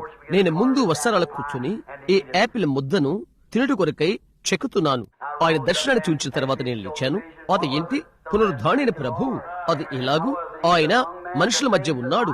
నేను చేయు కార్యములు బావియుద్ధున్న స్త్రీకి ఆమె పాపాలు తెలియచేశాడు. ఫిలిప్పు ఎక్కడ ఉన్నాడు ఆయన చెప్పాడు. అంజూరపు చెట్టు యొద్ద అతను ప్రార్థన చేస్తున్నప్పుడు తన కడుపులో నానిముచ్చుకుని చేప ఎక్కడున్నదో ఆయనకు తెలుసు. నాకు తండ్రి చూయించినవి నేను ఇక్కడుండి చేయదును. నేను చేయు కార్యములు మెరును చేయదును. అదేంటి? అది పునరుద్ధానము. ఆయన మృతుల నుండి లేచాడు. ఆయన మృతుడు కాదు, ఇప్పుడే ఆయన మన మధ్య ఉన్నాడు. గదిలో వెలుతురు ఉండటం ఎంత నిజమో ఆయన అంత నిజమై ఉంటున్నాడు. ఆయన నిజంగా ఉన్నాడు. ఒక మనుషుడు కొన్ని సంవత్సరాల క్రితము విద్యుత్తు అంటే ఏంటో తెలియదు. అదేంటో తెలుసుకోవాలని అతని హృదయంలో ఒక దప్పిక కలిగింది. వెలుతురును అతను చేస్తానని అతడు నమ్మాడు. థామస్ ఎడిసన్ 10,000 తీగలతో అతడు ప్రయత్నం చేస్తున్నాడు. అయితే అప్పుడు అతడు ఒకటి కనుగొన్నాడు. అతడు లోకానికి ఒకటి ఇచ్చాడు. మానవుడు టెలివిజన్ నమ్ముతున్నాడు. ఈ మిగతా విషయాలు నమ్ముతున్నాడు. దేవుడు ఇక్కడ అన్ని పెట్టి ఉన్నాడు. ప్రతి ఒక్క పాపి రక్షించబడి పరిశుద్ధాత్మ నింపుటకు, లోకములో ఉన్న ప్రతి వ్యాధిని స్వస్థపరచుటకు ఈ ఉదయవేళ ఇక్కడ ఈ భవనంలో పునరుద్ధానైన క్రీస్తు శక్తి ఉన్నది. నడిపించు నిజమైన తీగను నీవు ఎరిగినట్లయితే అది ప్రేమ, విశ్వాసము. అదే నిజమైన తీగ. అందులోనికి వెళ్ళు. ఒకసారి ప్రయాణము చేయి. ఆయన చెప్తాడో లేదో చూడు. ఫ్రాంక్లిన్ వెళ్తున్న పట్టుకున్నప్పుడు అతని ఎద్దు ఏమున్నదో అతనికి తెలియదు. అది మీకు తెలుసా? అతను చెప్పాడు, అది నేను పొందుకున్నాను, అది నేను పొందుకున్నాను, అది నేను పొందుకున్నాను, అది నేను పొందుకున్నానని చెప్పాడు. పునరుద్ధానం అక్కడ ఉన్నదని అతను తెలుసుకున్నాడు. అక్కడ అతడు ఒకటి పొందుకుని ఉన్నాడు. అదేంటో అతనికి తెలియదు. ఒకవేళ కొన్నిసార్లు పరిశుద్ధాత్మనితో మాట్లాడవచ్చును. అదేంటో వెంటనే నీకు తెలియదు. అయితే అది అక్కడే ఉన్నదని నీకు తెలుసు. ఆయన అది చేసినట్లుగా దేవుడు కార్యాలు చేయము విధముగా వారది గుర్తిస్తారు. ఏ మిస్టర్ ఆండ్రూస్, నేను వెళ్లిపోయి చెప్పాను అతనితో. 3వ రోజు సరే, అక్కడ నుండి సుమారు 2 గంటలకు మేము ఇంటికి తిరిగి వచ్చాము. ఇది సాధారణ ప్రజలకు ఇక్కడ. తర్వాత అతను నడుచుకుంటూ వచ్చాడు. వారతని పిలిచి, నీ భార్య చనిపోతుందని చెప్పారు. ఆమె గొంతుకులో మరణపు గురకులున్నవని చెప్పారు. నీ వచ్చుట మంచిది. ఇక్కడికో అతను తిరిగి వచ్చాడు. అంతా నిరుత్సాహపడినవాడై ఉన్నాడు. అతను అన్నాడు, సహోదరు బ్రహ్యాం, ఆమె చనిపోతుందని వైద్యుడు చెప్పాడు. ఆయన ఇప్పుడే అక్కడ ఉన్నాడు. అతను చెప్పాడు, ఆమె చనిపోతుంది. నేను చెప్పాను, అయితే ప్రభుని యేసు చెప్పాడు ఆమె జీవించబోతున్నది అని. అడిగాడు అతడు. సరే, ఆమె చనిపోతే ఆమె బ్రతకగలదా? నేను చెప్పాను, ఆమె జీవించే ఉన్నది అని. హల్లెలూయా, హల్లెలూయా. అప్పుడు తబ్బిబులైపోవద్దు. దాని అర్థం దేవునికి స్తోత్రం అని. ప్రజల్లో ఉండి హల్లెలూయా గంటలు మ్రోగవలసిన ఉదయం ఉన్నట్లయితే అది ఈ ఉదయమే. అవునది నిజం. దేవునికి స్తోత్రం. ప్రతి మరణ ఛాయ తీసివేయబడింది కాబట్టి ఆయన జీవించుచున్నాడు. గమనించు. అతడు అన్నాడు, సరే, ఇప్పుడే ఆమె ఏ విధముగా చేయబోతుంది అని అడిగాడు. నేను చెప్పాను, లెక్క చూడవలసినది నేను కాదు, దేవుడు చెప్పినది ఆయన చేయునని నేను నమ్ముట అంతే. కనుక అతను ఎంతో విచారంగా ఉన్నాడు. కొద్దిసేపిన తర్వాత అతను ఆసుపత్రికి వెళ్లిపోయాడు. ఇక్కడ అతను తిరిగి వచ్చాడు. ఇంటికి వచ్చాడు. క్లిపిటి లోపలిగా పరిగెత్తుకుని వచ్చి, బోధకుడా, ఏం జరిగిందో తెలుసా? నేను అడిగాను. మిస్టర్ ఆండ్రూస్, ఏంటి? నేను ఇంకా అక్కడే కూర్చొని తుడుచుకుంటూ ఉన్నాను తెలుసా? అతను చెప్పాడు, ఏం జరిగిందో తెలుసా? నేను అడిగాను, ఏం జరిగింది మిస్టర్ ఆండ్రూస్? ఆమె లేచినది. నీరంతా ఆమె నుండి పోయినది. ఆమె అన్నది, నేను ఆకలితో చచ్చిపోతున్నాను చెప్పాడు. వారు వెళ్లిపోయి కొంత మాంసము చారు ఆమె కొరకై తెచ్చారు. ఆమె చెప్పినది, నాకు మాంసము చారు వద్దు, నాకు కాల్చిన ఎద్దు మాంసం ముక్కలు మరియు దుంపల కూర నాకు కావాలి. ఆమె ఆకలితో ఉన్నది. ఏంటది? ఆయన మృత్యులోని తిరిగి లేచాడు కనుక ఆ స్త్రీ ఆసుపత్రి నుండి బాగుపడిన స్త్రీగా వచ్చినది. ఆయన జీవించుచున్నాడు. రక్షణ తెలియచేయటకు ఆయన ఎలాగూ జీవించుచున్నాడని నీవు నన్ను అడిగితే, ఆయన నా గుండెల్లో జీవించుచున్నాడు. అవునది నిజం. అతను ఇక్కడికి వచ్చాడు. తర్వాత 3 దినాల తర్వాత ముందు వసారాలో నా పాదములు దీటుగా పెట్టుకుని నేను ఎన్నడూ తిన్నటువంటి మంచి యాపిల్ ను నేను తింటున్నాను. ఎందుకని? ఆయన జీవించుచున్నాడు. ఆయన మృత్యుల నుండి లేచి ఉన్నాడు. ఇక్కడ ఉన్న ఈ చిన్న స్త్రీ ఆమె ఆసుపత్రి నుండి క్షయవ్యాధితో నుండి తీసిన తర్వాత ఆమె చనిపోతుందని చెప్పారు. ఆమె ఇక్కడకు నడుచుకుంటూ వచ్చి తర్వాత ఆమె తృణీకరించినది. వచ్చి బాప్తిస్సుకుంటా అనేది పిచ్చి భక్తి అని అనుకున్నది. ఆమె ఇంటిలో ఒక రాత్రి పూట బాగా జ్వరంతో ఉండి ఆమె ఇంటిలో ఉండి నేను బోధ చేయుచునుట ఆమె వినగలిగింది. ఆమె ఇంట్లో ఉండి నేను నీటి బాప్తిస్సును గురించి బోధిస్తున్నాను. ఆమె లేచి తోలుకుంటూ ఆలయంలోకి వచ్చినది. అక్కడ వెనుక ఆమె కూర్చుని ఉన్నది. ఆమె అడిగినది, నేను బాప్తిసం తప్పక తీసుకునవలసి ఉన్నది. పెద్ద ముద్ద ఆమె భుజంపై ఒబ్బి ఉన్నది. ఇక్కడ ఉన్న మిస్సెస్ వెబ్బర్ వెళ్లి ఆమెకి వస్త్రాలు తీసుకుని వచ్చి ఆమెకు ధరింప చేసినది. జ్వరం 104తో ఉండగా ఆమె కుంటలోకి నడుచుకుంటూ వచ్చింది. ఆమె ఏమని దేవునికి వాగ్దానం చేసిందో అలాగే బాప్తిసం తీసుకున్నది. అది సంవత్సరాల క్రితం. ఈ రోజు అక్కడ సజీవంగా ఉండి ఈ ఉదయం ఇక్కడ కూర్చొని ఉన్నది. ఎందుకనగా దేవుడు జీవించి పరిపాలన చేయుచున్నాడు. ఆయన మృతుల్లో నుండి లేచి ఉన్నాడు. కొన్ని వారాల క్రితము ఆమె కుమార్తె అక్కడ లూయిస్విల్ లో ఉన్నారు. వారు వీధుల నుండి వస్తున్నారు. అక్కడ ఒక పేదరాలు భిక్షం అడుక్కునే స్త్రీ అక్కడ కూర్చుని ఉన్నది. అమ్మా, నాకు సహాయం చేయి, నేను అక్కడితో ఉన్నాను అని భిక్షం అడుగుతున్నది. ఆమె జేబు వైపు చూచినది. బ్రిడ్జి దాటిపోడుకు చాలినంత డబ్బు 15 సెంట్లు అని అనుకుంటాను ఆమె వద్ద ఉన్నవి. ఆమె నడుస్తూ ఉన్నది. ఆమె వీధిలో నడుచుకుంటూ వెళ్ళిపోతుంది. ప్రభు ఆమె తన్నాడు, చూడు, నీవు నిస్సహాయ స్థితిలో ఉంటే నేను నీకు సహాయం చేశాను. ఆ స్త్రీ సహాయం లేని స్థితిలో ఉన్నది. నీవు ఆమెకు సహాయం చేయవా? ఆమె కొంచెం ముందుకు నడుస్తూ వెళ్ళిపోతుంది. ప్రభువా, అయితే నా యొద్ద 15 సెంట్లు మాత్రమే ఉన్నవి. నేను, నా బాలిక, బిడ్డ ఎలాగింటికి వెళ్ళము? అదే ఎలా చేయగలము? ఆయన చెప్పాడు, నీకేమున్నదో నీవు నన్ను వెంబడించుము. ఆమె వెనక్కి తిరిగి వచ్చినది. ఆమె ఇలా చెప్పినది, అమ్మా, నన్ను క్షమించు. ఇంకా చెప్పినది, నా యొద్ద కేవలం 15 సెంట్లు మాత్రమే ఉన్నవి. అదే నా యొద్ద ఉన్నది. బ్రిడ్జి దాటిపోవటానికి నాకు, నా కుమార్తెకు అవే ఉన్నవి. ఇంకా ఆమె చెప్పినది, అవి నీకిస్తున్నాను. నా యొద్ద ఉన్నది అదే. నన్ను క్షమించు, నా యొద్ద ఇక్కడ ఏమీ లేవు. ఆమన్నది, ప్రభు నిన్ను దీవించును నా కుమార్తె. ఆమె వెనక్కి తిరిగి వెళ్లడము ప్రారంభించినది. ఆమె కుమార్తె అడిగినది, అమ్మా, ఇప్పుడు మనమేమి చేయబోతున్నాము అడిగినది. అన్నిటిలో కెక్కిరిసి ఉన్నది. ఆ బ్రిడ్జి పైన నడుచుట అపాయకరము. ఇప్పుడు మనం బ్రిడ్జిపై నడవలేము. ఆమె చెప్పినది, నాకు తెలియదు, నా దగ్గర ఉన్నదంతా ఇచ్చివేయమని ఆయన చెప్పాడు అని చెప్పినది. వీధిలోపై నడుచుకుంటూ వెళ్తున్నారు. అప్పుడే ఆమె చూచుట తలస్థించినది. ఆమె కుమార్తె అన్నది, ఓ అమ్మా, చూడు, ఇక్కడ ఒక నికిల్ పడి ఉన్నది. ఆమె చూచుట జరిగినది. ఆమె అన్నది, ఇక్కడ ఒక దయం పడి ఉన్నది. ఏంటది? ఆయన అలాగే కార్యాలు చేయును. ఆయన ఇక్కడే ఉన్నాడని మనము తెలుసుకోవాలని ఆయన కోరుతున్నాడు. గతించిన ఈ ఎండాకాలంలోనే అని అనుకుంటున్నాను. నా భార్య వచ్చి అడిగినది, బిల్లి, నాకు ఒక చెక్కు కావాలి, వెళ్లిపోయి కొన్ని ఇంటి సరుకులు తేవలసి ఉన్నది అని అడిగినది. ఒక పేద వృద్ధులైన బోధకుడు ఇక్కడికి వచ్చాడు. సహోదర అబ్రహాం, నా యొద్ద డబ్బులు లేవు అని అడిగాడు. చెప్పాడు, నేను చితికిపోయాను. నేను టెక్సాస్ కు వెళ్లవలసి ఉన్నది. ఒక రోజు నేను ఇవ్వగలప్పుడు నేను నీకు చెల్లిస్తాను. ఇంకా అన్నాడు, నీవు సాయం చేయగలిగితే నాకు సహాయం చెయ్యి. నాకు $50 కావలసి ఉన్నది అని చెప్పాడు. నా యొద్ద ఉన్నవేమో అని చూచుటకు నేను బ్యాంకుకు వెళ్ళాను. సరే, నా యొద్ద 100 మాత్రమే ఉన్నవి. కనుక నేను వెళ్లిపోయి అందులోని $50 అతనికిచ్చాను. అతను తీసుకుని వెళ్లిపోయాడు. చిన్న చిన్న విషయాలు వస్తుంటవి. ఎలాగో తెలుసా? నా భార్య అడిగినది, పెళ్లి, ఈ ఉదయం సుమారు $20 చెక్కులు కావలసి ఉన్నది. వెళ్లి కొన్ని ఇంటికి సరుకులు తేవలసి ఉన్నది. మేం వెళ్లిపోయి ఇంటి సరుకులు తీసుకుని తిరిగి వచ్చాము. ఆమె కోడిగుడ్లు మర్చిపోయినది. మేము అలాంటివి తీసుకుని రాలేదు. కనుక నేను అనుకున్నాను, బహుశా ఒకవేళ ఒకటి చేయవచ్చునేమో అని అనుకున్నాను.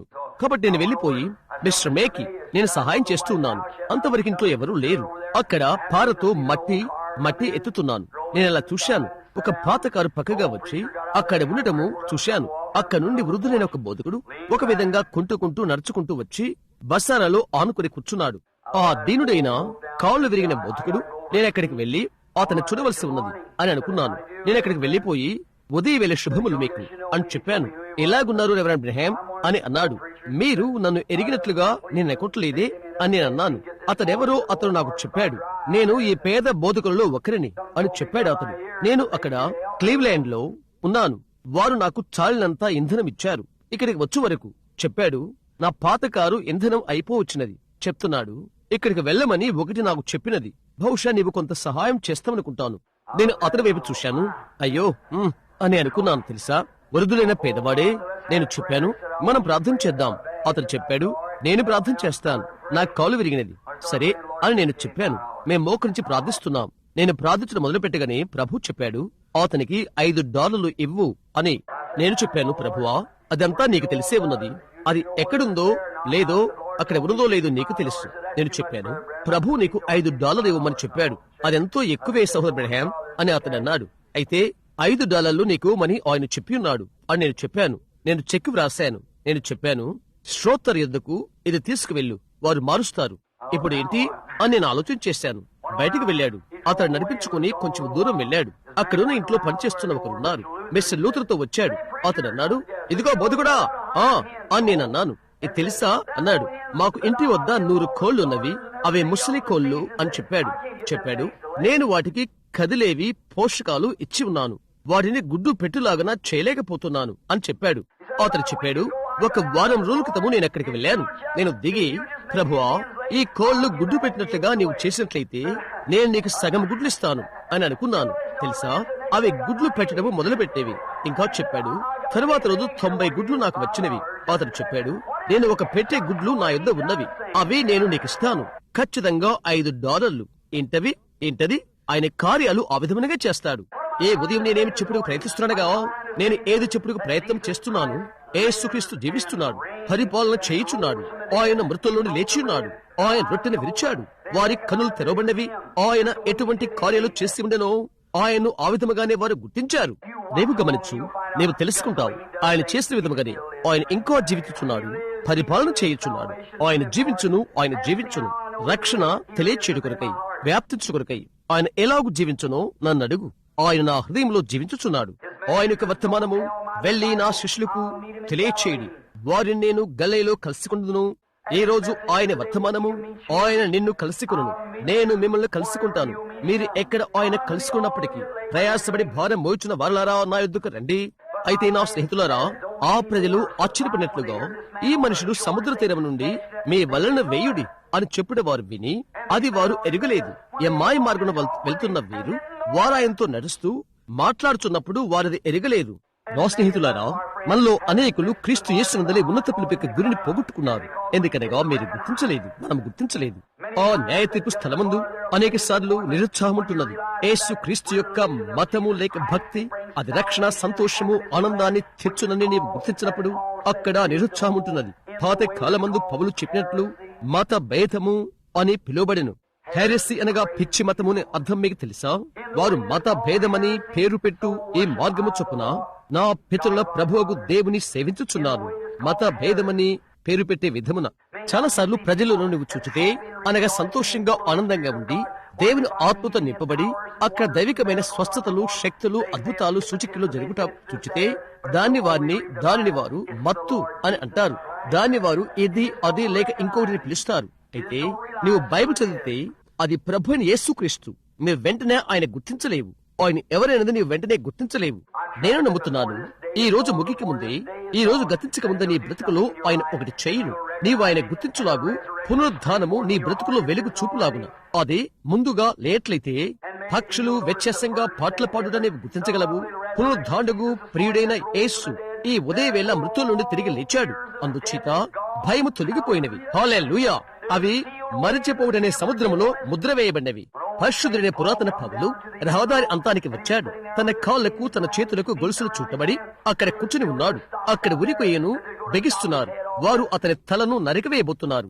పౌలా, ఇప్పుడు దీన్ని గురించి నీవేమని తలస్తున్నావు అని వారు అడిగినప్పుడు అతను చెప్పాడు, నేను మంచి పోరాటము పోరాడితని, నా పరుగు తుదముట్టించదని, విశ్వాసమును కాపాడుకుంటుని, ఇక మీదట నా కొరకు నీతి కిరీటం ఉంచబడినది. ప్రభువు నీతిమంతుడైన న్యాయాధిపతి ఆ దినమున నాకిచ్చును. నాకు మాత్రమే కాదు, ఆయన ప్రత్యక్షతను అపేక్షించు వారందరికీ అనుగ్రహించును. అక్కడి గదిలో ఉండి అతన్ని బయటకు తీసుకుని వచ్చి అతని మెడను లాగి అతని తలను క్రింద పెట్టారు. మరణం అతని ముఖంపైకి వచ్చినది. అతడు అన్నాడు, ఇప్పుడు నీవు నాకు దొరికావు, ఇప్పుడు నువ్వు భయపడుతున్నావు. అతను చెప్పాడు, ఓ మరణమా, నీ ముళ్ళెక్కడా? బయటికి చూశాడు. అతని సమాధి చెడు కొరకై వారి గుడ్డను త్రవ్వుతున్నారు.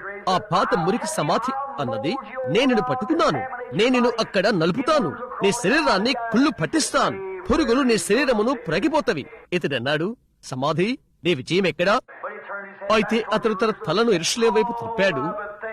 మన ప్రభు అయిన యేసుక్రీస్తు ద్వారా మనకు జయము అనుగ్రహించుచున్న దేవునికి స్తోత్రము కలుగును గాక. ఓహో, రహదారి చివరకు నేను రావాల్సి ఉన్నది. ఈ దినాలలో నా ప్రయాసలు ముగినై ఉన్నవి. ఇక్కడ కూర్చున్న అబ్బాయిలు కొందరు మనము కలిసి ఆడుకున్నాము, కలిసి కుస్తీ పట్టాము, కలిసి రంగురాలతో ఆడుకున్నాము, అన్ని చేశాము. అప్పుడు మనము చిన్నవారము. నేను గమనిస్తుంటాను, రేపు నా పుట్టినరోజు, రేపు నాకు 44 సంవత్సరాలు. నా భుజాలు వంగిపోతున్నవి, నా కనుల క్రింద ముడతలు పడుతున్నవి, నా మిగిలిన తల వెంట్రుకలు తెల్లవైపోతున్నవి. ఏంటది? మరణం ప్రవేశించినది. ఆమె నన్ను నలిపివేస్తుంది. అయితే సహోదరుడా, మరణం ఒకవైపున రుబ్బుతుంది, జీవము మరొక వైపున తిరిగి నూతనమైనదిగా చేస్తున్నది. అవునది నిజం. ఒకానొక రోజు వారక్కడ సిద్ధపరిచిన సమాధి యొద్ద మీరందరూ నిలబడవలను. యేసు రాకముందు నేను చనిపోయినట్లయితే వారు నమ్మిక మాత్రం ఉంచము, సమస్తము సాధ్యమే అన్నది పడబోతారు. అతను ముగించబడిను. వారు చెప్పుడు మీరు వినగనే సమాధి పెట్టె మీద మట్టి గడ్డలు వేస్తారు. నేనే గతించిపోతాను, ఆయనను నేను జీవిస్తాను. ఎందుకనగా ఆయన జీవించుచున్నాడు కాబట్టి. ఏ మహిమకరమైన వసంతపు ఒక ఉదయవేళ అదంతా కూడా ముగుస్తున్నది. అణుబాంబులు ప్రపంచమును పగలగొట్టి దూరానికి దాన్ని పంపుతుంది. సంవత్సరాల గుండా అది గిర్రున తిరిగిపోయి శుద్ధీకరించబడి తిరిగి వచ్చును. తిరిగి భూమి మీద ఖర్జూరపు చెట్లు తిరిగి మొలచును. ఆదిలో దేవుడు ఎలాగూ చేశాడో ప్రకృతి అంతటికి పునరుద్ధానము కలుగుతుంది. నేలలో ఎటువంటి కాలుష్యము ఉండదు, గాలిలో ఎటువంటి కాలుష్యము ఉండదు. ఖర్జూరపు వృక్షాలు ఉంటవి. ఎటువంటి క్రిములు కాని రోగము కాని వాటిని పడగొట్టుటకు లేవు. యాపిల్ వృక్షాలు ఎన్నడూ వాడిపోవు. హల్లెలూయా! ఆమె తిరిగి లేచును. భయంకరమైన అందమైన ఉదయవేళ పెద్ద పక్షులు ఒక చెట్టు నుండి మరొక చెట్టుకు ఎగురుతూ ఉండగా యేసు ఇక్కడ భూమిపై ప్రత్యక్షమవును. ఆయన అలాగ వచ్చినప్పుడు క్రీస్తునందు మృతులను దేవుడు ఆయనతో వెంటబెట్టుకుని వచ్చును. మనము కూడా ఈస్టర్ ఉదయం వచ్చి మన ప్రియులను కలుసుకుని వారికి శుభములు తెలుపుదము. అది అద్భుతకరమైన సమయం కాదా? నేనిక్కడ దూరా నిలవబడి భవనం వెనుక అక్కడ కూర్చుని ఉంటే చుట్టుచున్నాను. వృద్ధురాలైపోయి వణుకుతూ నిండుగా ఒంగిపోయి ఆమె పెద్దదైపోతున్నది. నేనెక్కడ ఆమెను చూచి, అమ్మా ఇది నీ బిడ్డ అని చెప్తాను. నేను అక్కడికి వెళ్ళినప్పుడు నా ప్రియులు నేను చూస్తాను. సంఘంలో ఉన్న నా ప్రియ స్నేహితులను చూస్తాను. పెద్దవాడైన సహోదరుడు జార్జ్ డియా క్రీస్తు యేసులోకి ఎందరు వెళ్లిపోయారో వారిని చూస్తాను. నా ప్రియమైన స్నేహితులను వారు పునరుద్ధానులైనప్పుడు వారిని నేను కలుసుకుంటాను. తరువాత అక్కడికి వెళ్లిపోయి అక్కడి నుండి వచ్చుచున్న వారెవరు అని అడుగుతాను. అది పౌలు, ఇక్కడ శీలా వచ్చుచున్నాడు, ఇక్కడ దానియేలు, ఇక్కడ ఎహెజ్కేలు ఉన్నాడు, ఇక్కడ మిగతా వారు ఉన్నారు. ఇక్కడ దేవుని పరదేశంలో మనము నడుద్దాం. స్నేహితులారా, ఈ ఒక్కనొక ఉదయ వేళల్లో నిజమైన పునరుద్ధానం ఉంటున్నది. నిన్ను మేము అక్కడ కలుసుకుంటాము. ఎంత ఉన్నటువంటి ఆ చిన్న బిడ్డ ఆమె యవ్వన స్త్రీగా ఉంటున్నది. ఆమె తన హస్తాలు తల్లి చుట్టూ చుట్టి ఏడుస్తూ మొరపెడుతూ ఆయన కుమారుడని యేసుక్రీస్తు మహిమగల పునరుద్ధానం కొరకై దేవుని స్తుతించును. ఒకానొక మహిమగల దినము అది వచ్చును. మనము రక్షణ యొక్క సంచకరువు మనము కలిగి ఉన్నాము కాబట్టి మనము జీవించి ఉన్నాము. ఒక పునరుద్ధానమున్నదని అది సాక్ష్యమిచ్చుస్తున్నది. అది ఎలాగూ ఒకప్పుడు నేనొక పాపిని, ఒకప్పుడు నేనొక పాపిని, ఒకప్పుడు నేను అప్పుడు ఈ వేదిక వెనుక నిలబడి ఉండలేదు. నేను గొంతెత్తి ఆమెన్ అని చెప్పుట ఒకప్పుడు నేను వినలేదు, నీవు వినలేదు. నేను సిగ్గుపడి ఉంటిని. ఒకప్పుడు నా కళ్ళలో కన్నీరు వచ్చున్నది కాదు. నేను సిగ్గుపడేవాడను. నేను పెద్ద చెడ్డ బిల్లును. అయితే ఒకానొక దినమున యేసుక్రీస్తు ఆయన పునరుద్ధాన శక్తితో నన్ను కలుసుకున్నాడు. ఆ రాతి గుండెను ఆయన నాలో నుండి నులిచేసి దాని నాలో నుండి ఆయన తీసివేశాడు. ఆయన నూతనమైన మనస్సును ఉంచాడు. ఆయన నూతన స్వభావం. ఇందులో నూతన వ్యక్తిని ఆయన పెట్టి ఉన్నాడు. ఈ రోజు ఆయన జీవించుచున్నాడు కనుక నేను కూడా జీవించుచున్నాను.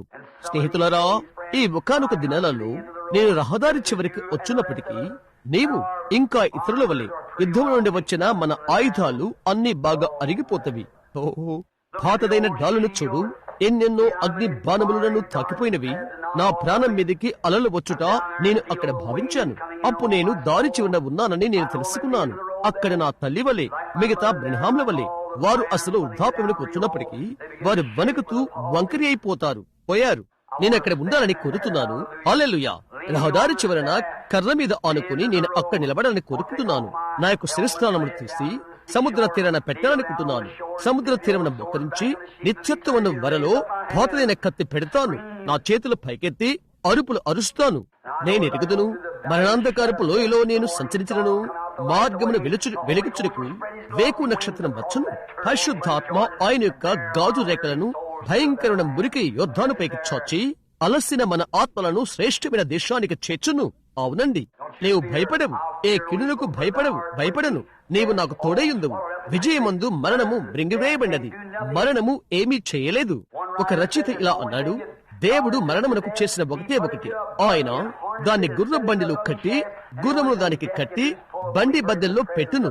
మరణము చేయు ఒకే ఒకటిదనగా విశ్వాసిని తన సృష్టిగత సన్నిధానమునకు లాక్కెళ్ళగలదు. అది మాత్రమే మరణము చేయగలదు. ఈ దినాల్లో ఒకనాడు మరణము ఈ మధ్యమైన భాగాన్ని నిలిచేయును. నేను ఒక చిన్న పిల్లవానిగా ఉన్నప్పుడు దైవికమనేది ఒకటి నాకు ప్రాణమిచ్చుటకు నా తల్లి యొద్ద ఎదురు చూచుచునేను.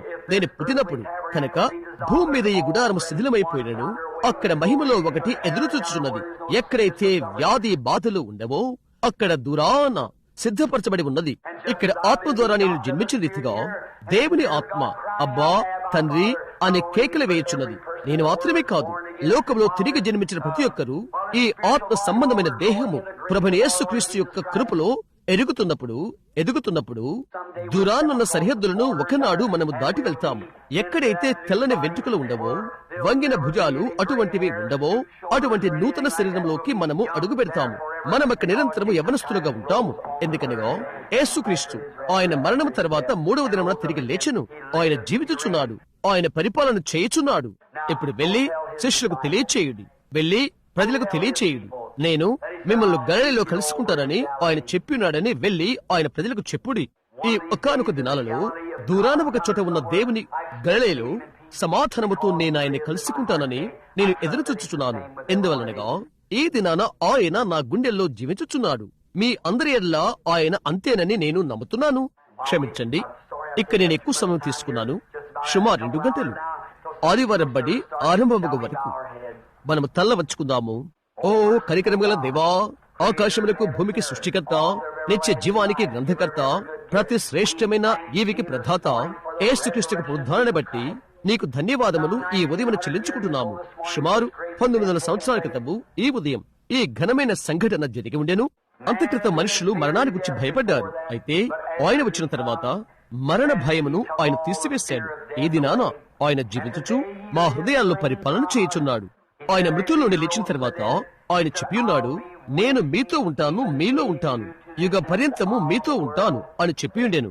1900 సంవత్సరాలు ఇంకా కొన్ని అవి జరిగి గతించిపోయినవి. అయితే ఈ ఉదయం ఆయన స్వచ్ఛంగా మా హృదయాల్లో ఉంటున్నాడు. ఈ ఉదయం ప్రభువా, ఆయన ఆరాధించుటకు, ఆయన వాక్యమును బోధించుటకు, ఆయన ఆత్మను సంధించుటకు, ఒకరితో ఒకరము కరస్పర్శ చేసి ఒకరితో ఒకరము ప్రభుకు స్తోత్రం అని చెప్పుకుంటకు ఇక్కడ కూడుకొని ఉన్నాము. ఎందుకనగా ఆయన చనిపోయి తిరిగి లేచి ఉన్నాడని మేము నమ్మియున్నాము. ప్రభువా, ఈ ఉదయం మేము నమ్ముతున్నాము. దేవునికి కృపను బట్టి మా భౌతిక దేహములో అమర్త్యమైన జీవము పరిపాలన చేయుచున్నది. అది మేము నమ్ముతున్నాము. చనిపోనటువంటిది ఇక చనిపోనిది దేవుని ఆత్మ అక్కడున్నదని మేము నమ్ముతున్నాము. నేను వారికి నిత్య జీవం ఇచ్చేదనని ఆయన చెప్పి ఉన్నాడు. వారు నశించరు, అంత్యకాలమందు నేను వారిని లేపుదును. ప్రభువా, మేమది నమ్ముతున్నాము. ఎందుకనగా మేము ఆయన పునరుద్ధానమునకు సాక్షులము.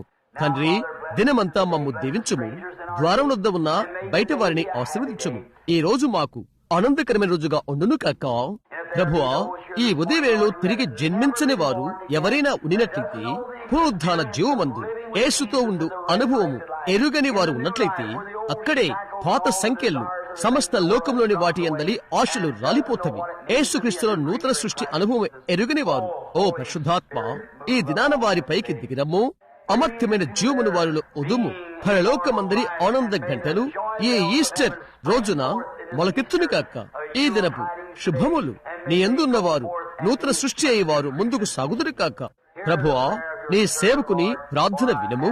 ఈ ఆశీర్వాదమును యేసుక్రీస్తు నామమున అడుగుచున్నాను. ఆమేన్. మంచిది, మనం నిలబడదామా? మంచిది. సోదరు నేవిల్.